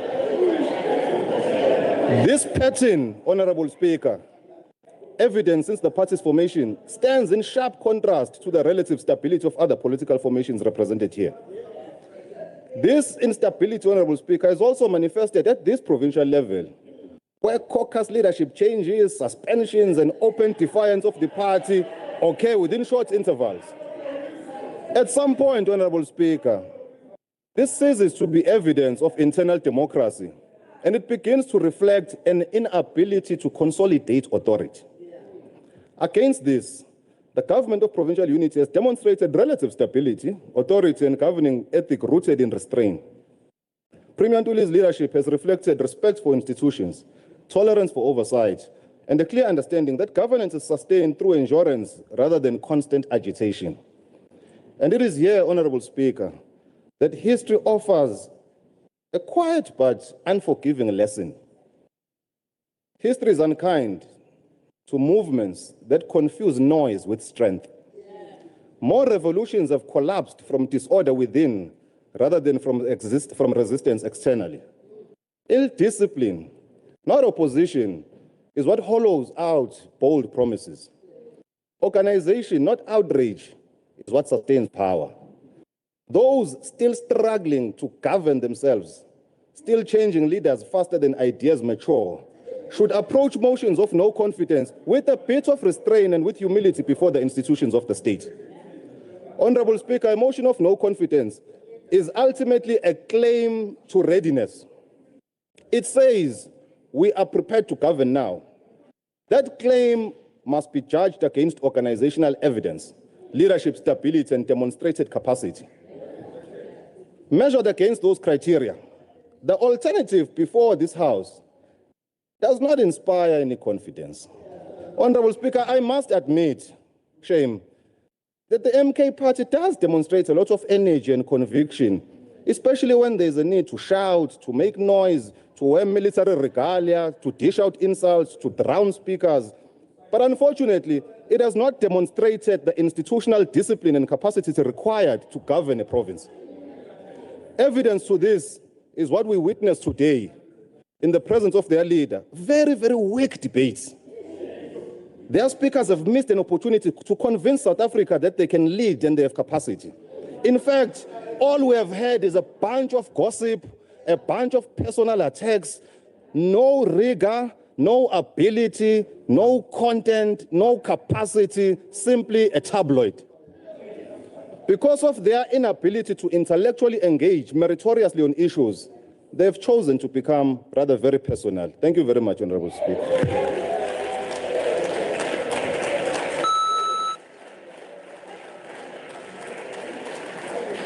Thank you, honorable members.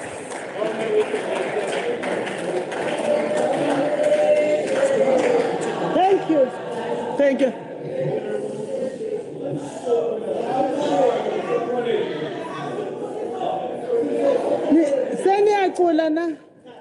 Thank you, honorable members. We have come to the end of the debate. I therefore call upon the Honorable Bisim Gadri, the mover of the motion, to respond to the debate. You have 5 minutes, honorable member.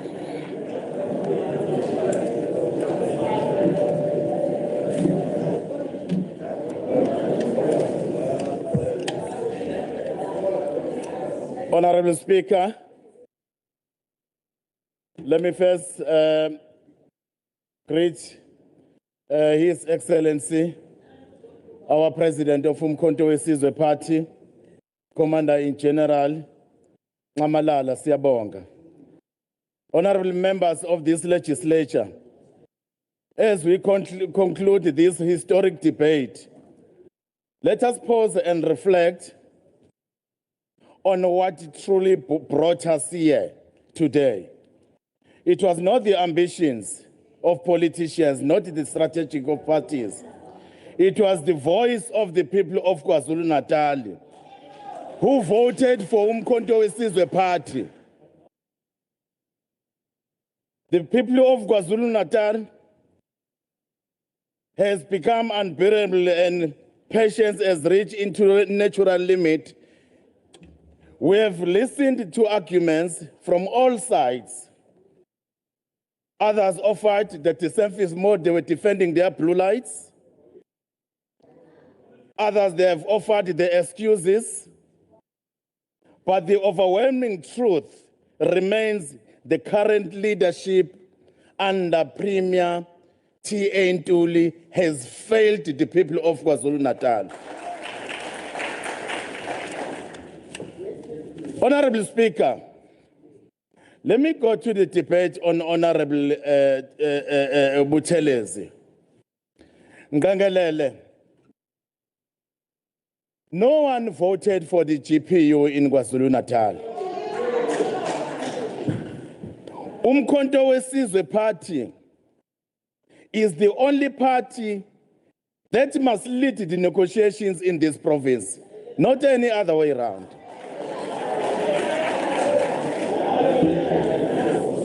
Honorable, therefore, it's very important to make it correctly.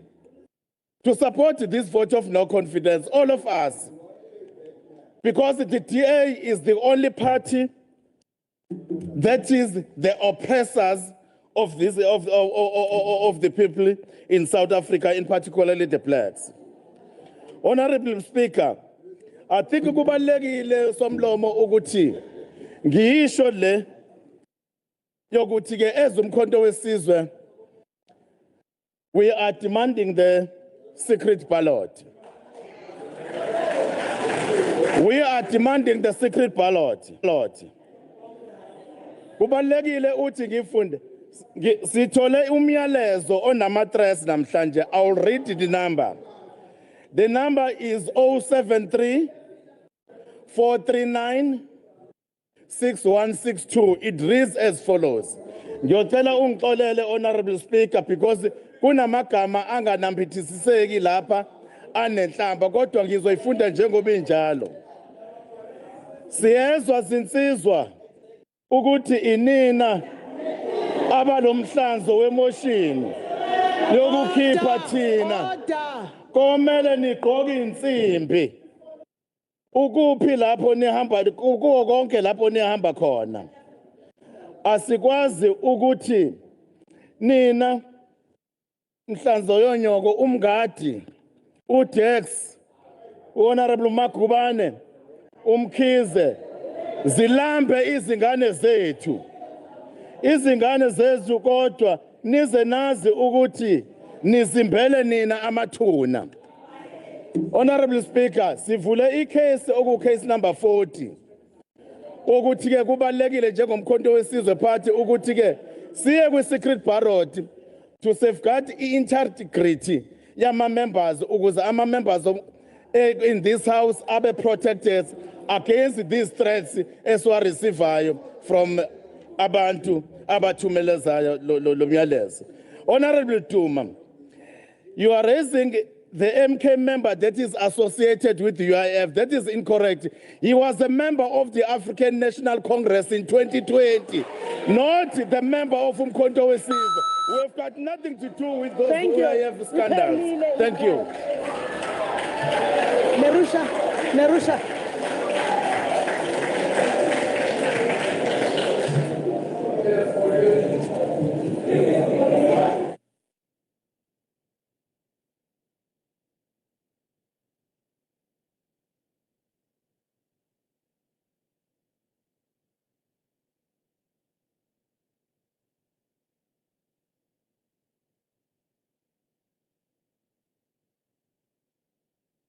Order, honorable members.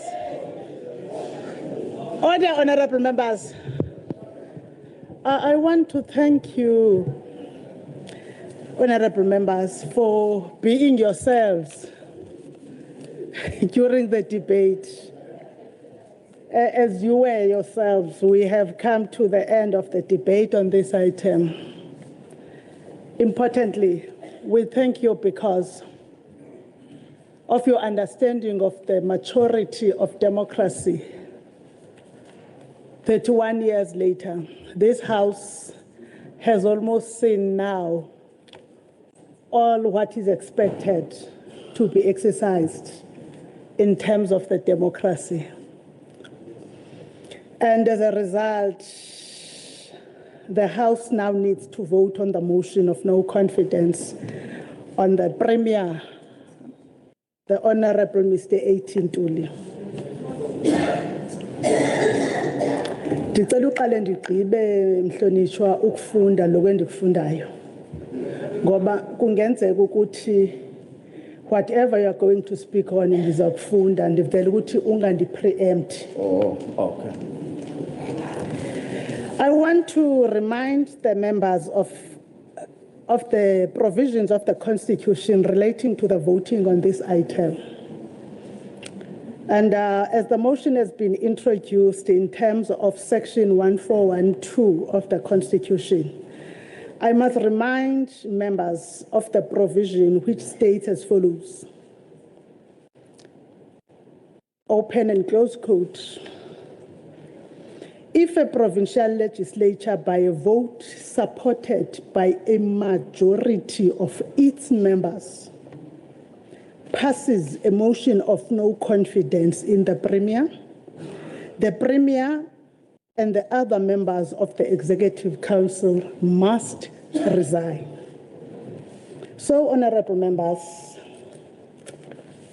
the motion to pass a majority of the members of this legislature must vote for that motion. As a reminder, the majority of members of this House is 41. I will also go to ruling on the voting process on itself.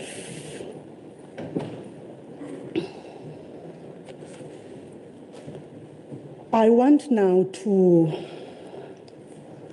rule, honorable members, on the procedure to be followed on the motion of no confidence in the Premier. And as I said earlier, Section 1412 of the Constitution provides that the Premier and the Executive Council must resign if the legislature, by a vote supported by a majority of its members, adopts a motion of no confidence in the Premier. Of course, honorable members, the Constitution does not prescribe the method by which such a vote must be conducted. It is thus left to the legislature to regulate its own internal arrangement. The standing rules of the KwaZulu-Natal legislature set out the mechanism ordinarily used when decisions of the House are taken. All these methods provide for open and identifiable forms of voting that are standard practice in this legislature. The standing rules do not prescribe a secret ballot for motions of no confidence. The rules, therefore, contemplate that in the ordinary course, decisions of this House are taken openly and transparently in accordance with long-established parliamentary practice. The Constitutional Court in the United Democratic Movement versus Speaker of the National Assembly held that a secret ballot is constitutionally permissible where a presiding officer, after considering all relevant factors, determines that it is necessary to ensure that members are able to vote freely and without fear.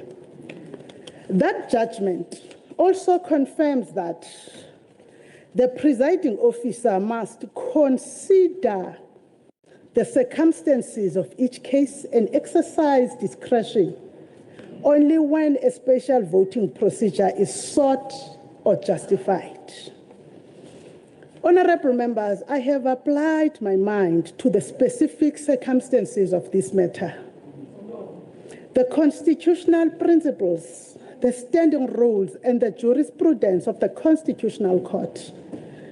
While the concern raised by the member, Honorable Mngadi, is noted, all the members that were referred to in Honorable Mngadi's debate have participated in the debate openly, thus making their own stance on the matter public.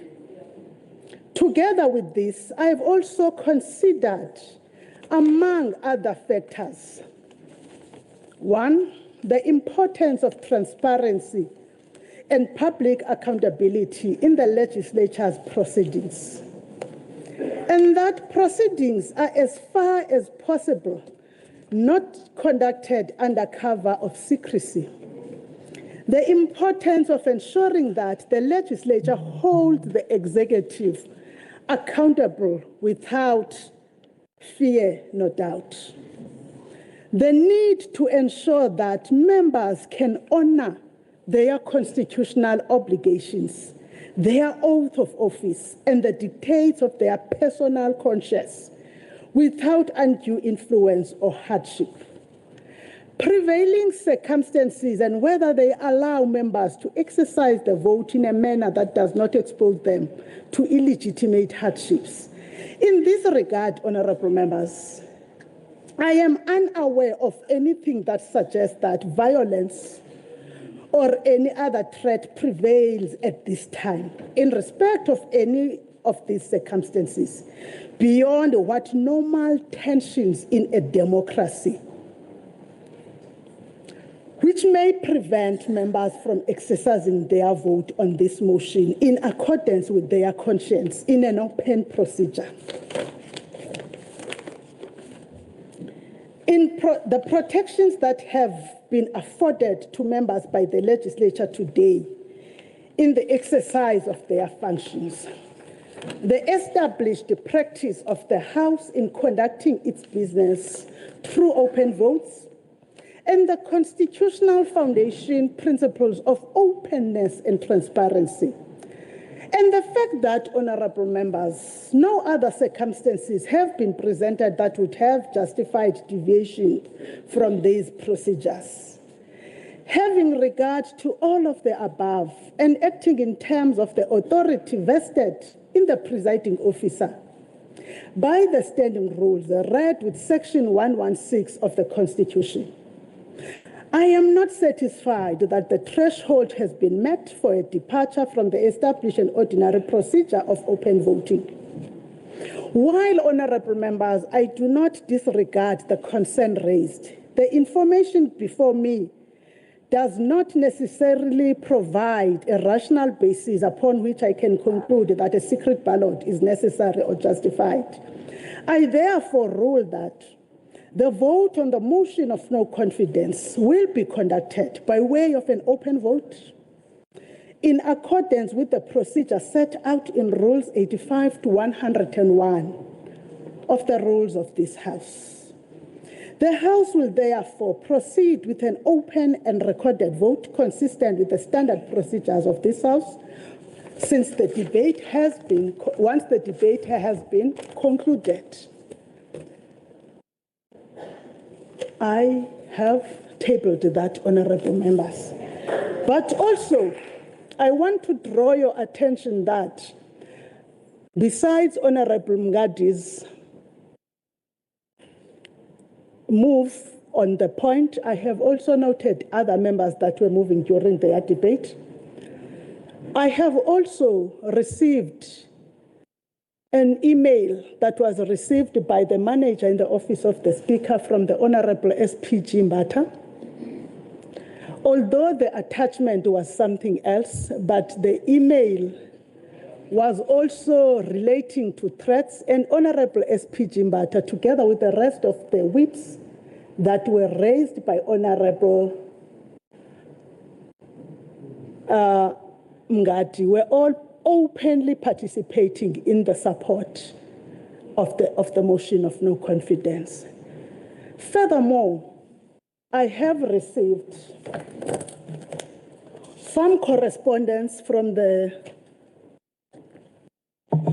Honorable member of the EFF, from the EFF caucus, which was writing to me to consider calling a whips forum.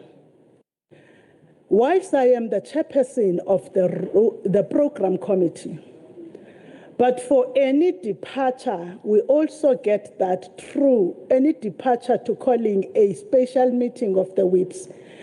We receive it through the consultation through the office of the chief whip, and we have requested that those who received the letter write to them so that they consult the office of the chief whip. I am bringing this for transparency so that it is not used in any way to stall, nor to be understood as being outside what was considered for determining the vote to be an open vote. When I started, I had stopped Honorable Makubane. I did not know what he was rising on, and I am not sure whether he still wants to rise on what he was rising on.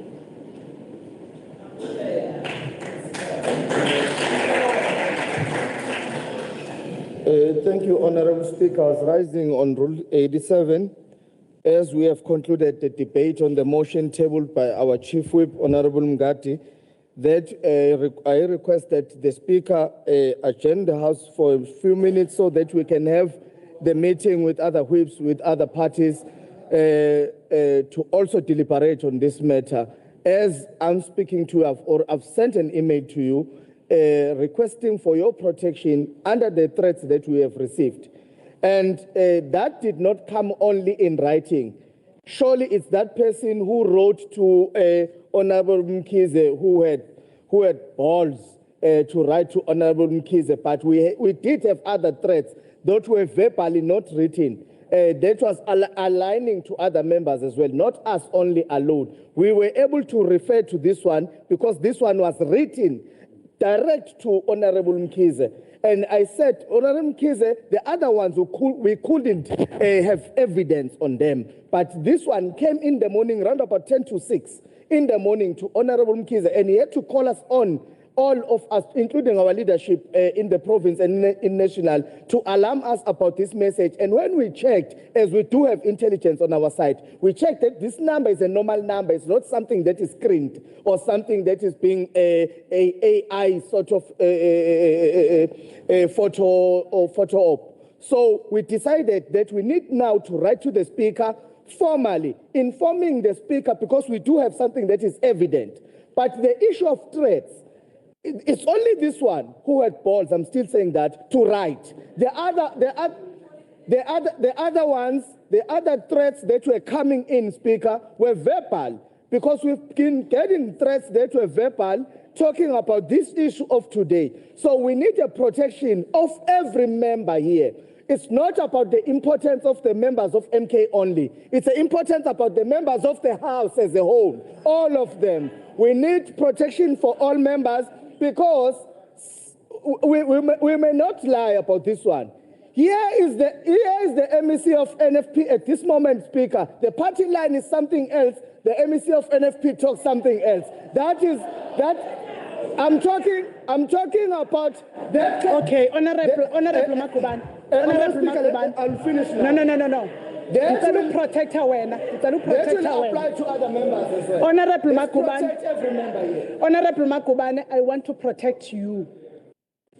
With what you have just said, if the Honorable MEC was in any way unprotected, she would be unprotected from you. But she's not yet aware. But already the MEC has debated on the matter. Her views on the matter are known. I want honorable members to take this. I know that we have banter most of the time, no? And you also know that my voice is always on a higher volume. I want first to go to Rule 87. The Rule 87 that was read. Rule 87 reads thus: when the debate on a question has been concluded, the presiding officer may postpone the decision of the question until the next sitting day or another time agreed to by the chief whip after consultation with the chief whips. I have not done any consultations, and I am not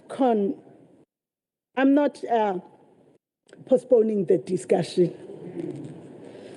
We have concluded with the debate, honorable members.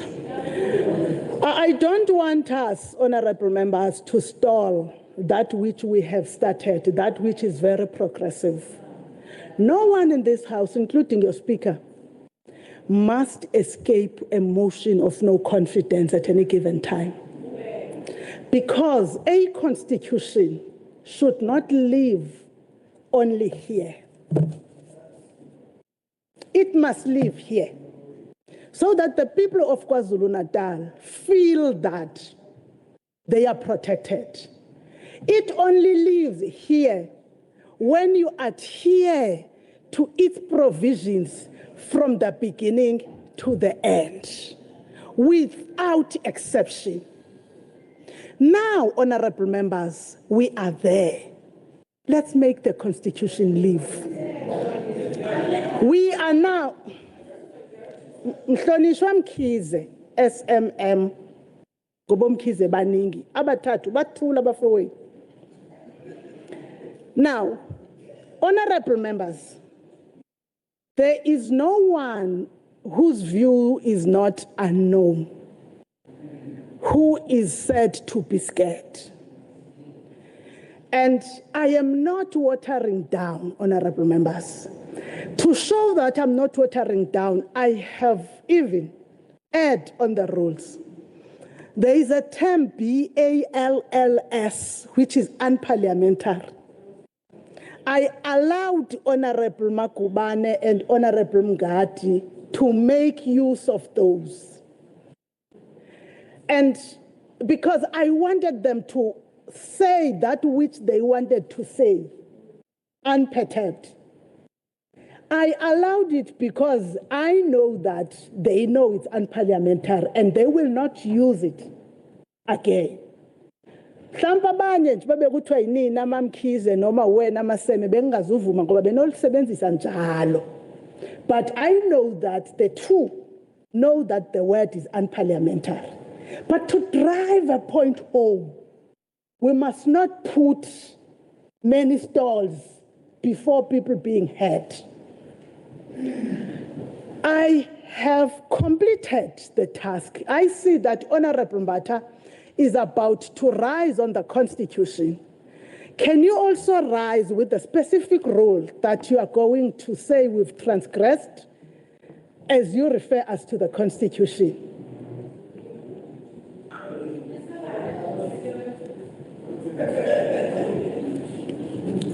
Thanks, Chairperson.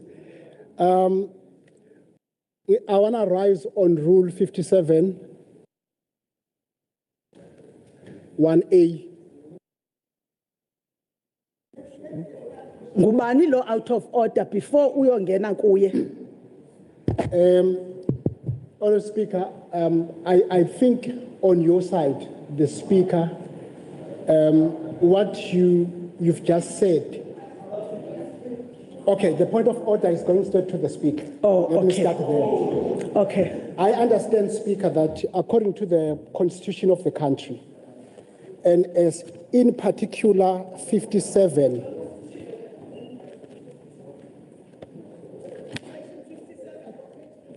Section 57. Okay. Now, Now, just for your attention, Honorable members, it's important to carry your constitution so that you know what the member is saying. Thank you, Speaker. First and foremost, the foundation of 57 of the Constitution speaks about what I would say how the rules are made of the legislature. And when the rules of the legislature are made, they must be inconsistent with the Constitution. Hence, I'm opening the 57. Now, I'm inconsistent. Now, I'm saying this, Speaker, because in the interest of democracy in this country, there are things that, Speaker, you as a Speaker, you must consider. I will put aside the issue of the death threats and whatnot because they are there. But I'm going to speak to something very important for this House and probably for everybody else who has the inspiration of becoming a politician. One, the secret ballot, it's not a favor.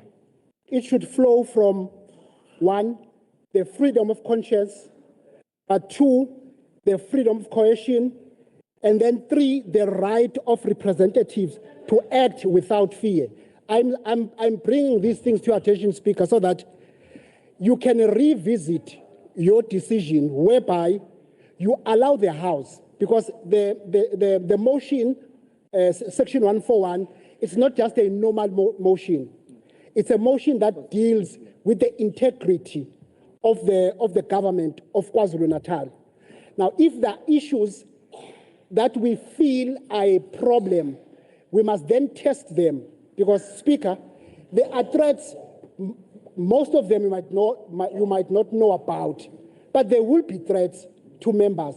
But to check the democracy of this country and to check whether this democracy is fit enough and has taken that direction where we can say we have the best democracy in the world, allow the secret ballot to be part and parcel of us. Thank you, Speaker.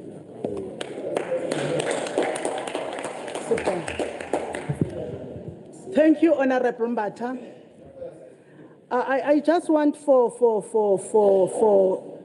peace sake to allow Honorable Mbata for what he was saying to say I take it and I've considered it. But just to say that what he said is on Section 57, I want to say it's not there, sir. And the only part that is there is telling the National Assembly what to consider when making its rules. Go further to the sections that speak on the legislature and consider what it's saying to us. It's saying the same thing. But to not take you through a lot, Honorable Mbata, I want you to take home that as I was speaking here, I read case law. There's something called case law. Precedence of the case law that has happened. I learn on it. We have case law on this, and we have considered case law. Case law is very important because it teaches you on how courts have viewed, and you measure from there whether you have veered from that which is expected of you. I am confident that I haven't veered, Honorable Member. Then lastly, Honorable Mbata, I want to advise you that ordinarily, maybe when there is precedence of the presidium is undermined, I just want to draw your attention that for today, it will not happen. If you are unsatisfied with how we have ruled, you have recourse. And until then, the House will continue with its responsibilities. Since I've ruled on the matter, including the fact that Honorable Makubane, may you take your seat until I finish, Honorable Twala. Honorable Makubane, you did say, and I heard you, that you wanted to go and discuss it as whips and stuff like that. The rulings on procedures of voting are the purview of the presiding officers. I have met with the 3 presiding officers that I have been elected with, the Deputy Speaker, and we have looked and we are satisfied that this is the way to go. When you raised the things, we also had to look at them and also get our advice from the people that are employed to advise us. We are satisfied, but we are not saying we have the Solomonic wisdom because we are no Solomons. Me, I'm just a senior primary teacher. But courts have got people who are more educated in law. Amongst those people, the other one is a teacher, other one is a psychologist, other one is a medical doctor. We don't have the Solomonic wisdom. We are advised by lawyers, but courts may decide otherwise, and we will allow them their view. Thank you to the founders of the Constitution of this Republic for having 3 distinct arms of government. As this arm of government, we stand with the laws that we enacted. Is a law that we enacted, and it allows us, it has been proven in court. Now, if a member wants to speak on the issue of the voting procedure, they cannot speak on it. I have ruled on it. They have recourse.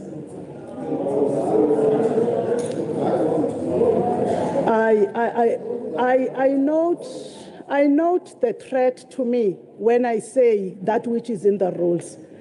I note the threat that I want.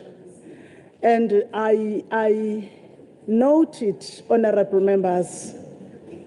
But I want to implore those members not to do it.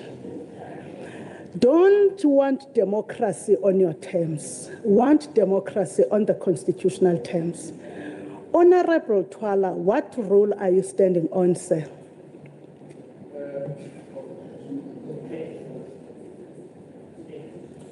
Thank you, Honorable Speaker. I'm rising on Rule 85. Please hold because. Also, please hold because. You'll have to be very patient with me because you're also patient. We're patient with you. Honorable Speaker. You are rising on Rule 85. Yes. Okay. Honorable Speaker, correctly so as you are pointing it out. Which one? The reason I am saying you are rising on Rule 85 because Rule 85 has got 1A, B, C, and 2A, B. So I want to know so that I don't generalize. All the 3 of them. 1A, B, C.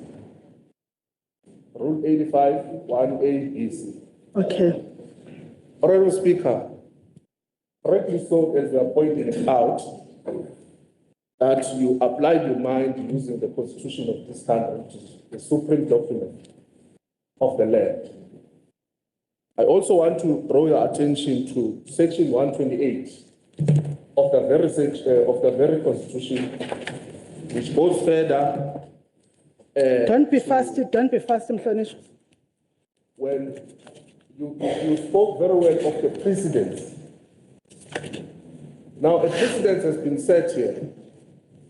Section 128 speaks of the election of the Premier. And also, other section goes further to election of the Speaker of this House. Now, the precedent has been set here. It goes to Schedule 3 as well, where when we be elected or when there was vote cast for the position of the Premier and also the Speaker, it was through a secret ballot, which is also enshrined in this very Constitution on Chapter 6, Schedule 3. Now we are going to go back there and use and apply the same section that we used when this House was constituted. we went and elected the premier through, it was a voting through a secret ballot. I thought you were going to take what Honorable former Speaker of National Assembly, Balega Mbete, did on the 8th of August in 2017, when she applied her mind and used the same precedents that you are talking about in protecting the confidentiality of the members who are participating in this very house. So I will really appeal with you, Speaker, that we are not done with this matter. We're going to debate it until whatever time we're here. We're going to engage on it. So we are fine. We're here to decide on the future of this province of KwaZulu-Natal. So we must satisfy ourselves as the parties represented in this house. So I therefore call your attention to the very sections that I quoted for you, that the precedent has been set in this very house where a secret ballot was used when we were voting for the positions of the senior and also the position where you were also voted as the speaker, so on and so forth. Thank you. I'm not done. Oh, I wanted to just say I've heard you, but you can continue. I'm not done. Speaker, you cannot, you know, we're so tempted to raise this issue before even the debate commenced. But we are so predictable because we had thought that we were going to say we're preempting this very item or its kind. It's not only about people standing in that podium that makes you to determine how they are going to vote. In South Africa, whatever form of elections that we get to engage to, it goes through a secret ballot. So we're demanding that today we also conduct this business in a form of a secret ballot, because some people may stand there, speak something else, but when it comes to casting their vote, they can vote otherwise. So you cannot determine on how every one of us is going to vote on this particular matter. So for their protection, and we must take this threats very serious. They are very serious. We must protect the members from that side, because maybe some of them, they're agreeing with us to say we must vote out this government of GPU. They are not happy. We only saw this unity today. You are always fragmented. You are always divided. We only saw it today because you want to defend this particular issue, but without losing the chain of thought and my point that I'm conversing with you, Speaker. Just become Speaker. Let's engage each other. On this particular matter, and we follow the precedent that has been set in this very house, Honorable Speaker. It's also entailed in this very constitution on Schedule 3 that we must do it in a form of a secret ballot. Thank you, Speaker. Thank you.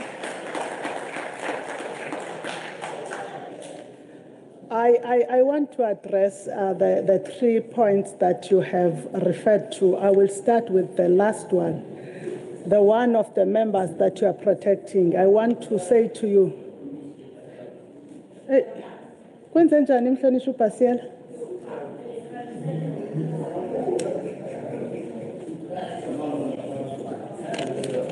but we must not shut members who want to speak. We must not shut members who want to speak. You wanted to speak, Honorable Pasiela? Oh, okay. I will start with the last one that you said you may be protecting members. And I'm saying we have addressed that part, and I have concluded that, and including the one part that you say I must apply my mind. The mind that I applied, I did not borrow from anyone. It was mine. I have applied my mind. In applying my mind, I even came together with the fundis of the legal and also with the other presiding officers to the extent that it was possible. It's a point of order, Speaker.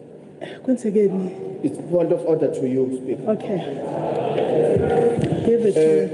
Speaker, I'm rising on Rule 57(1)(a), a point of order directed to you. Give it. Speaker, together with Rule 78. Then after Rule 78, I'm going to the Constitution. On the Constitution, I'll be linking my statement to Section 116. Does this involve me not ruling on first honorable? No, Speaker, give me a chance. No, because you know what? You want me to err on the process. I must first rule. No, it's a point of order. No, first. sit down. Let me No, rule. it's a point of I order. will What give you you. were saying. No. It's a point of order. No. What you were saying. Honorable Twala will accuse me of unfairness. But I while must you were rule. responding to him, there's somewhere. Sit down. Out of order, please. Sit down. Okay, you'll come Take back your to me. seat. You'll come back to me. Take your seat. You'll come back to me. Take your seat. Actually, honorable members, I tried to be very accommodating, including you doing illegal things. I will not do them anymore. I am rolling on Honorable Twala. After that, you are going to voting. Honorable Twala, don't clap hands, honorable members. Don't clap hands in the House. Honorable Twala, I have applied my mind, including on where you said, Honorable Baleka Mbete once applied her mind. I will not then apply her mind because you said she applied her mind and chose a particular way. I will not do that. Go and look at what I have chosen to use. I have rather opted to use case law and precedents that has been approved by the Constitutional Court. It is superior. Because in any way, I will be found by the Constitutional Court, because when you want to go and find against what you are going to do, you'll have to go to court. On the matter that you raised, with all due respect, relating to the election of the Premier and the Speaker, those two are not precedents that are linked to this. They are governed by two separate rules. The election of Premier and election of Speaker are governed by the Chief Justice's rules. We do not use Chief Justice's rules because they are only used by the CJ. When you go through that process, the Constitution has provided that the two processes be regulated by different provisions in the same constitutions. And in the same constitutions, the two processes are requiring different majorities. In the case of the election of Premier, Section 128 of the Constitution and subsection 2 provides that the process followed in Part A of Schedule 3 applies. And Section 6C of Part A of Schedule 3 then states that the candidate that receives the majority of the votes is elected Premier. In this instance of a motion of no confidence, however, Honorable Member, Section 1412 requires that the motion must be supported by a majority of the members of the legislature. That is just but one distinction of the two sections that you say they are the same. They are not the same. I want you, honorable members, to kindly receive the clarity of the Constitution, not in a manner that will twist the Constitution itself. The two sections are distinct and have different provisions. In this one, I have opted to use an open vote because we are not convinced, honorable members, of what you are saying. I have further said, honorable members, When you are not satisfied with the ruling, you have recourse. That is provided for by the Constitution. Kunemembe emile. Now,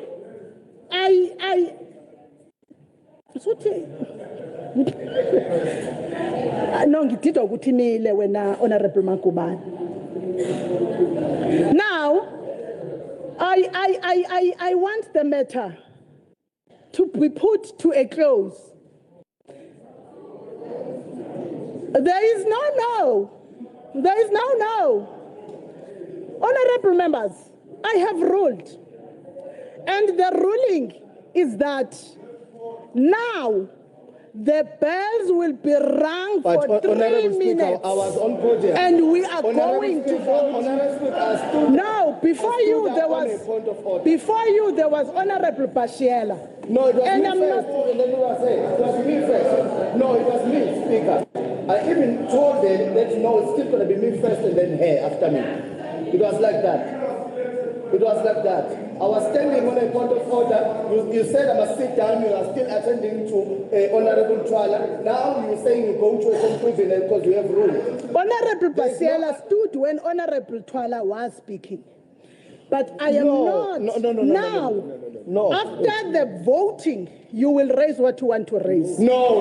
We need to service, table staff.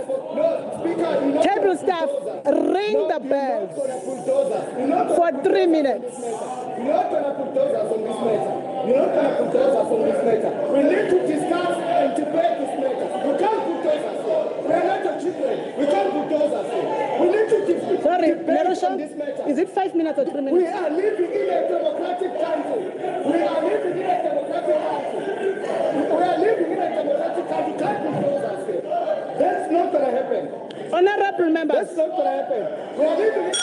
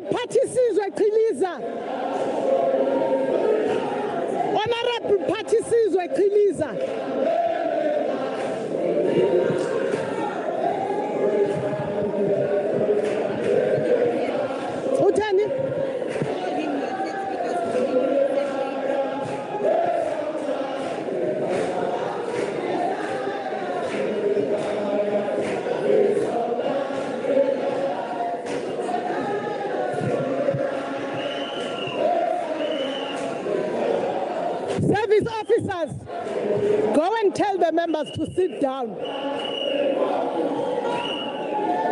Honorable Dlamini.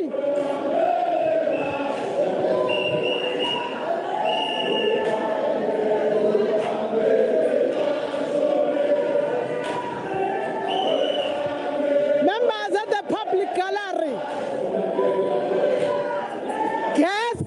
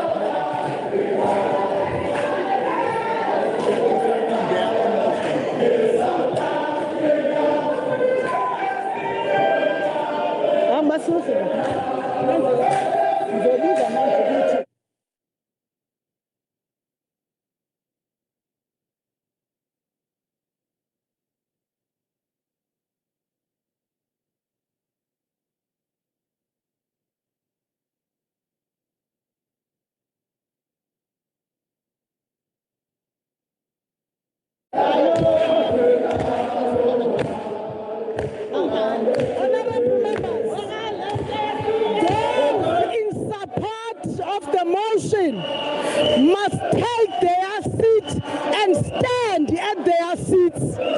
Those against the motion must sit down at their seats. Those in support of their motion. We are happy. We are happy. We are happy.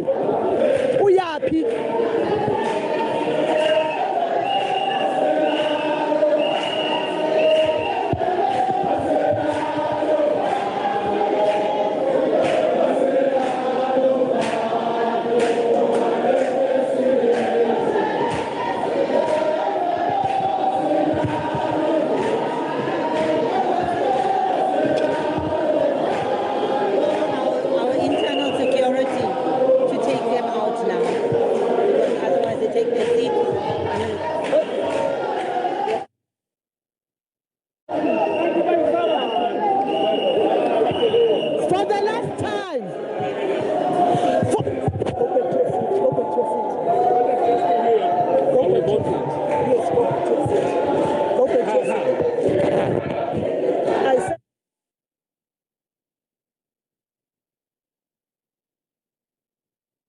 No.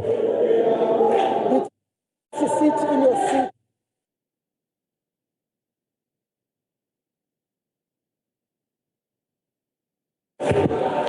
Honorable members, don't move.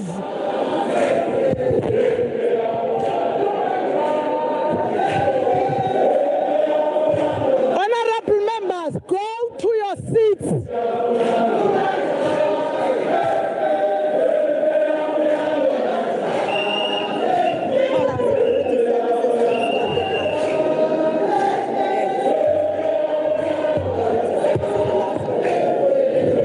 Which one?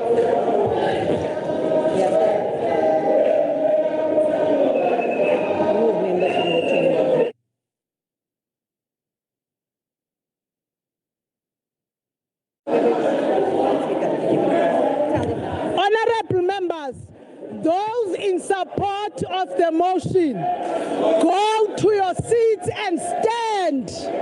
Those in support, go to your seat and stand. Those against, sit in your seat and sit down.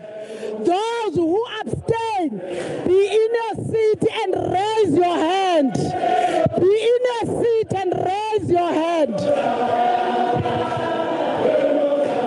Honorable members, you are disrupting.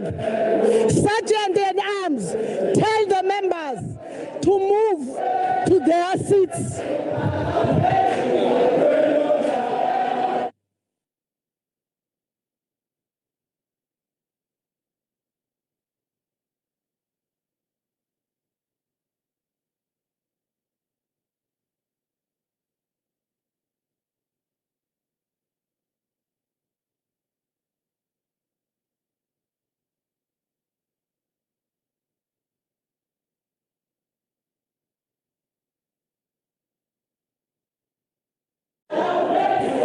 Honorable members, move to your seats.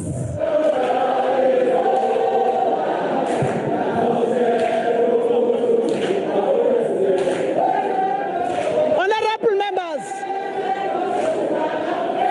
They are leaving.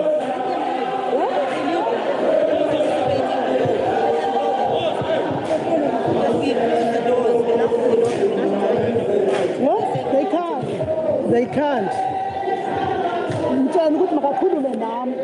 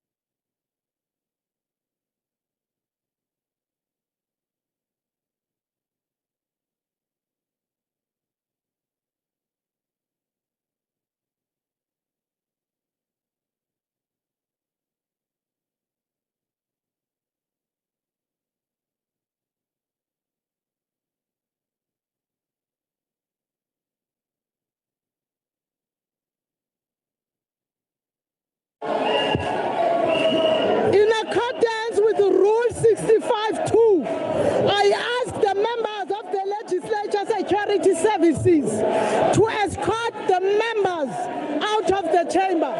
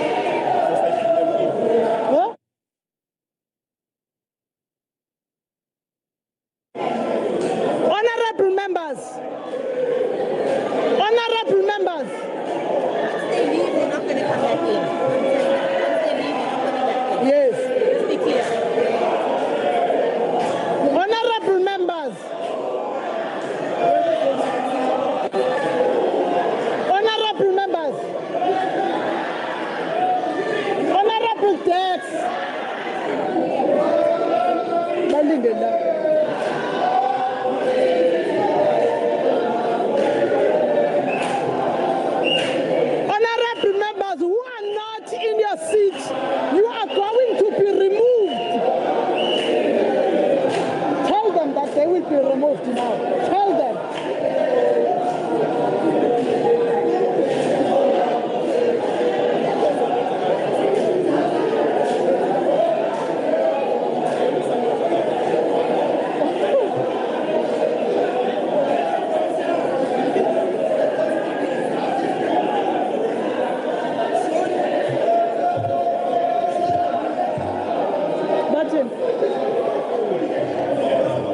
Honorable members, if you don't go to your seats, yeah?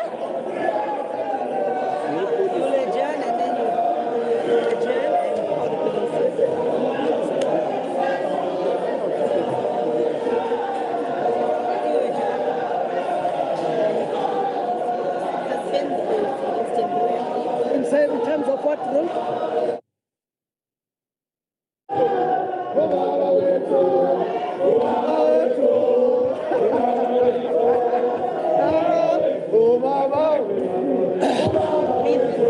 Honorable members, honorable members, honorable Mabaso, in accordance with Rule 6511, I am going to ask members of SAPS to assist in escorting members out of the chamber.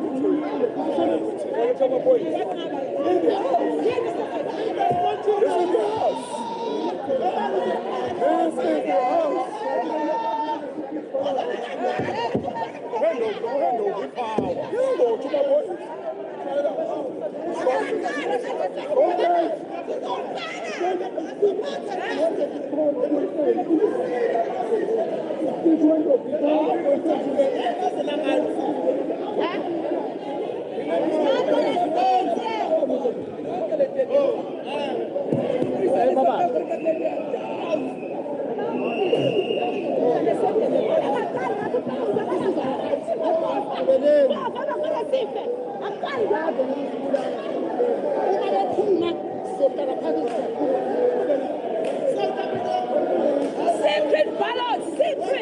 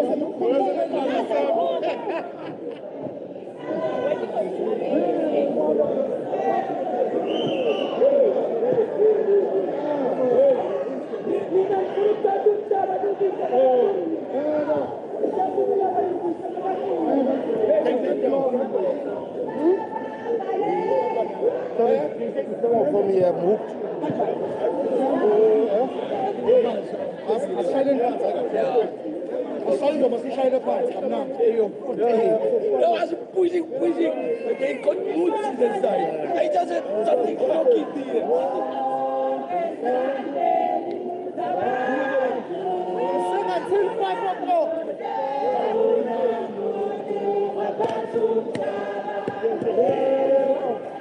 here all night.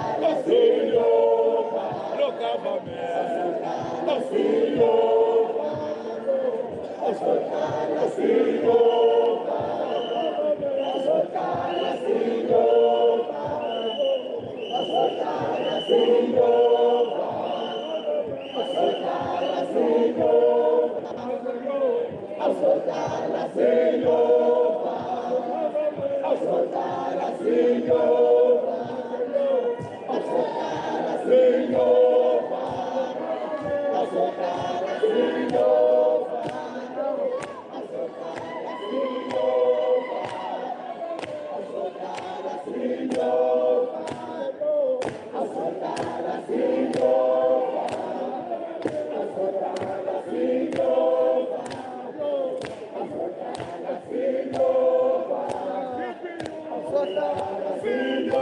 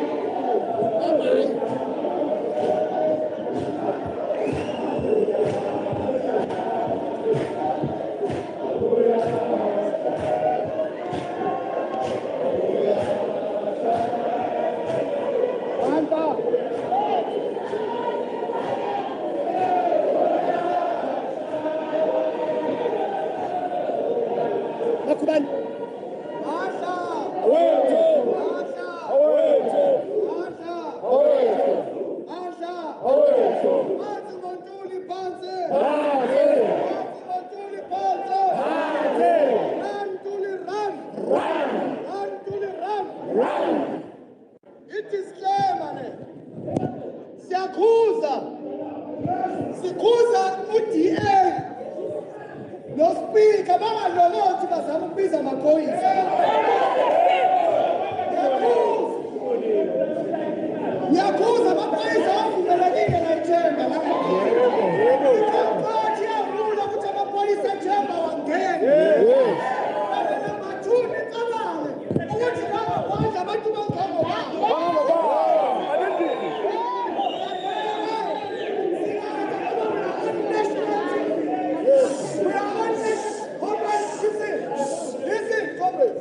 We are on national TV.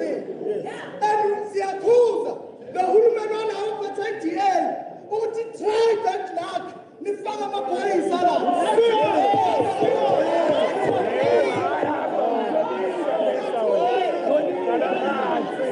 Abizena amaphoyisa sizojobana nawo. Sikuza very well. Sikuza very well. Discipline, comrades. Attention, comrades. Sikuza very well. Sikuza ngoba siyazi ukuthi lo hulumeni uphethe uRogers, uNtuli phakathi kaRogers. Yebo. So ngeke sivume iDA izosilawula la. Ithi lawa phandle kukhona abantu abavotela umkhonto wabasizi. And remaining umkhonto wabasizi at your own risk.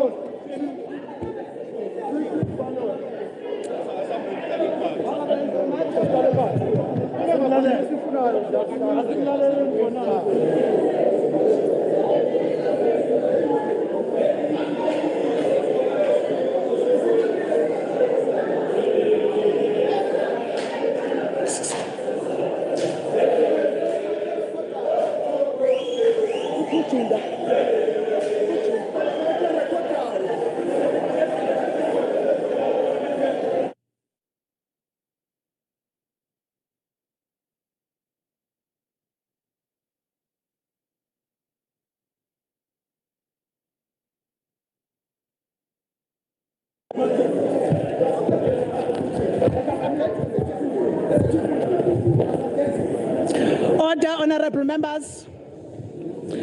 I have adjourned the House because there was disorder in the House. I have met with the presiding officers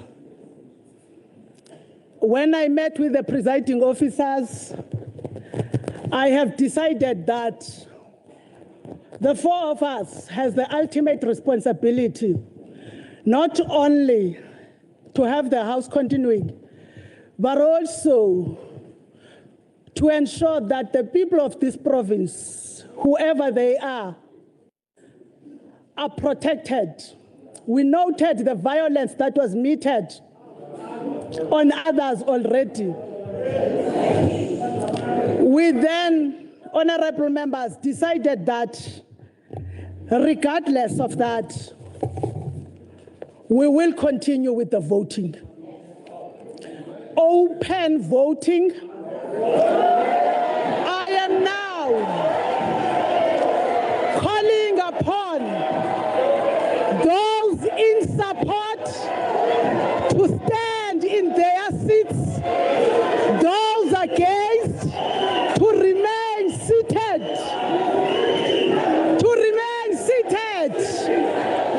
those who abstain to raise their hands.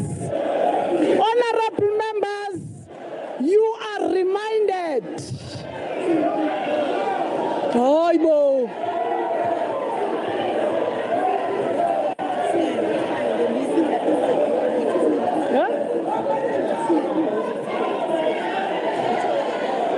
Yes. Honorable members, those in support of the motion of no confidence must stand.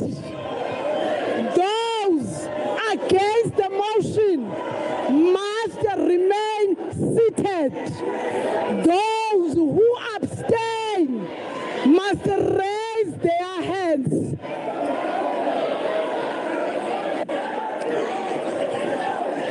We are counting, therefore. We are counting.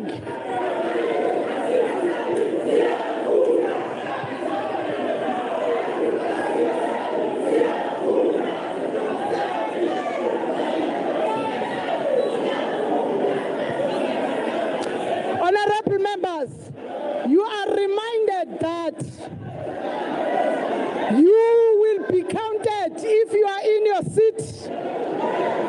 Honorable Kanye, I know to what you are doing to the executive manager parliament.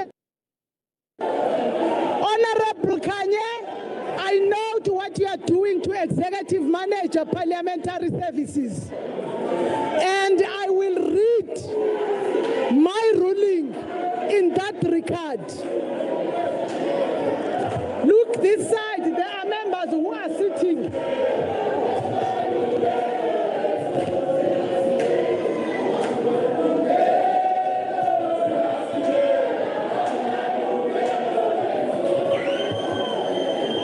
The 40 that are sitting are against the motion. The ones who are sitting are against the motion. The ones who are standing in their seats are in support of the motion. The ones who raise their hands are abstaining.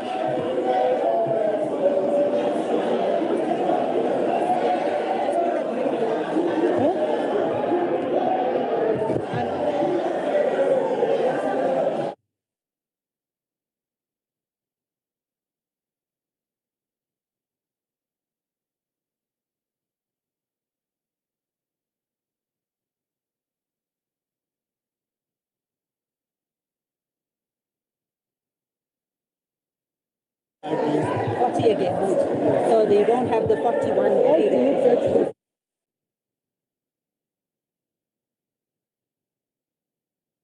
Honorable members, the secretary has concluded the counting. Nobala, speak to the record.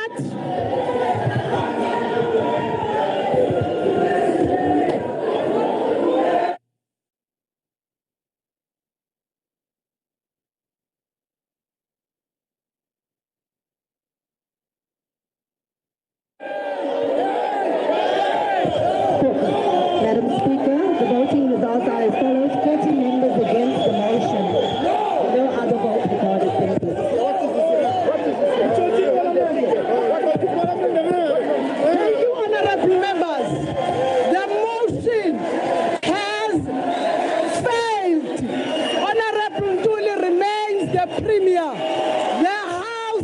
is adjourned. But, honorable members, I will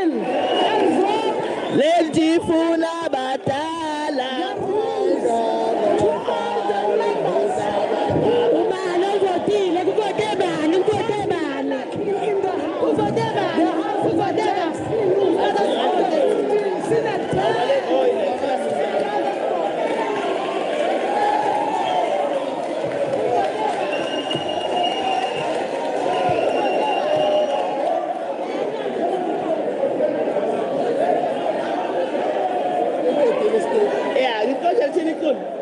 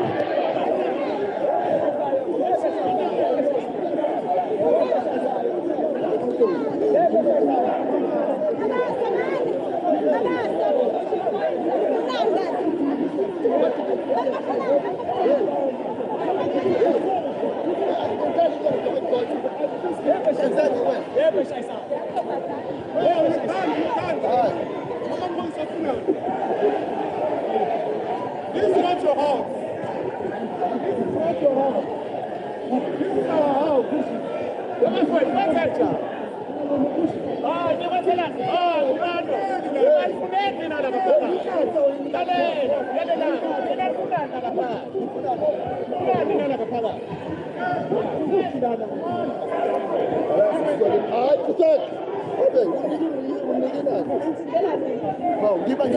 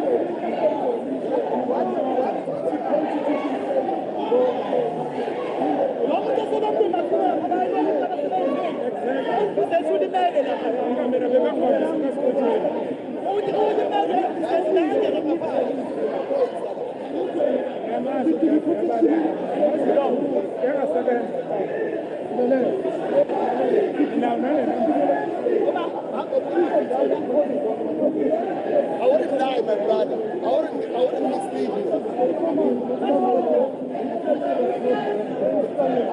Yes, yes, I can. But don't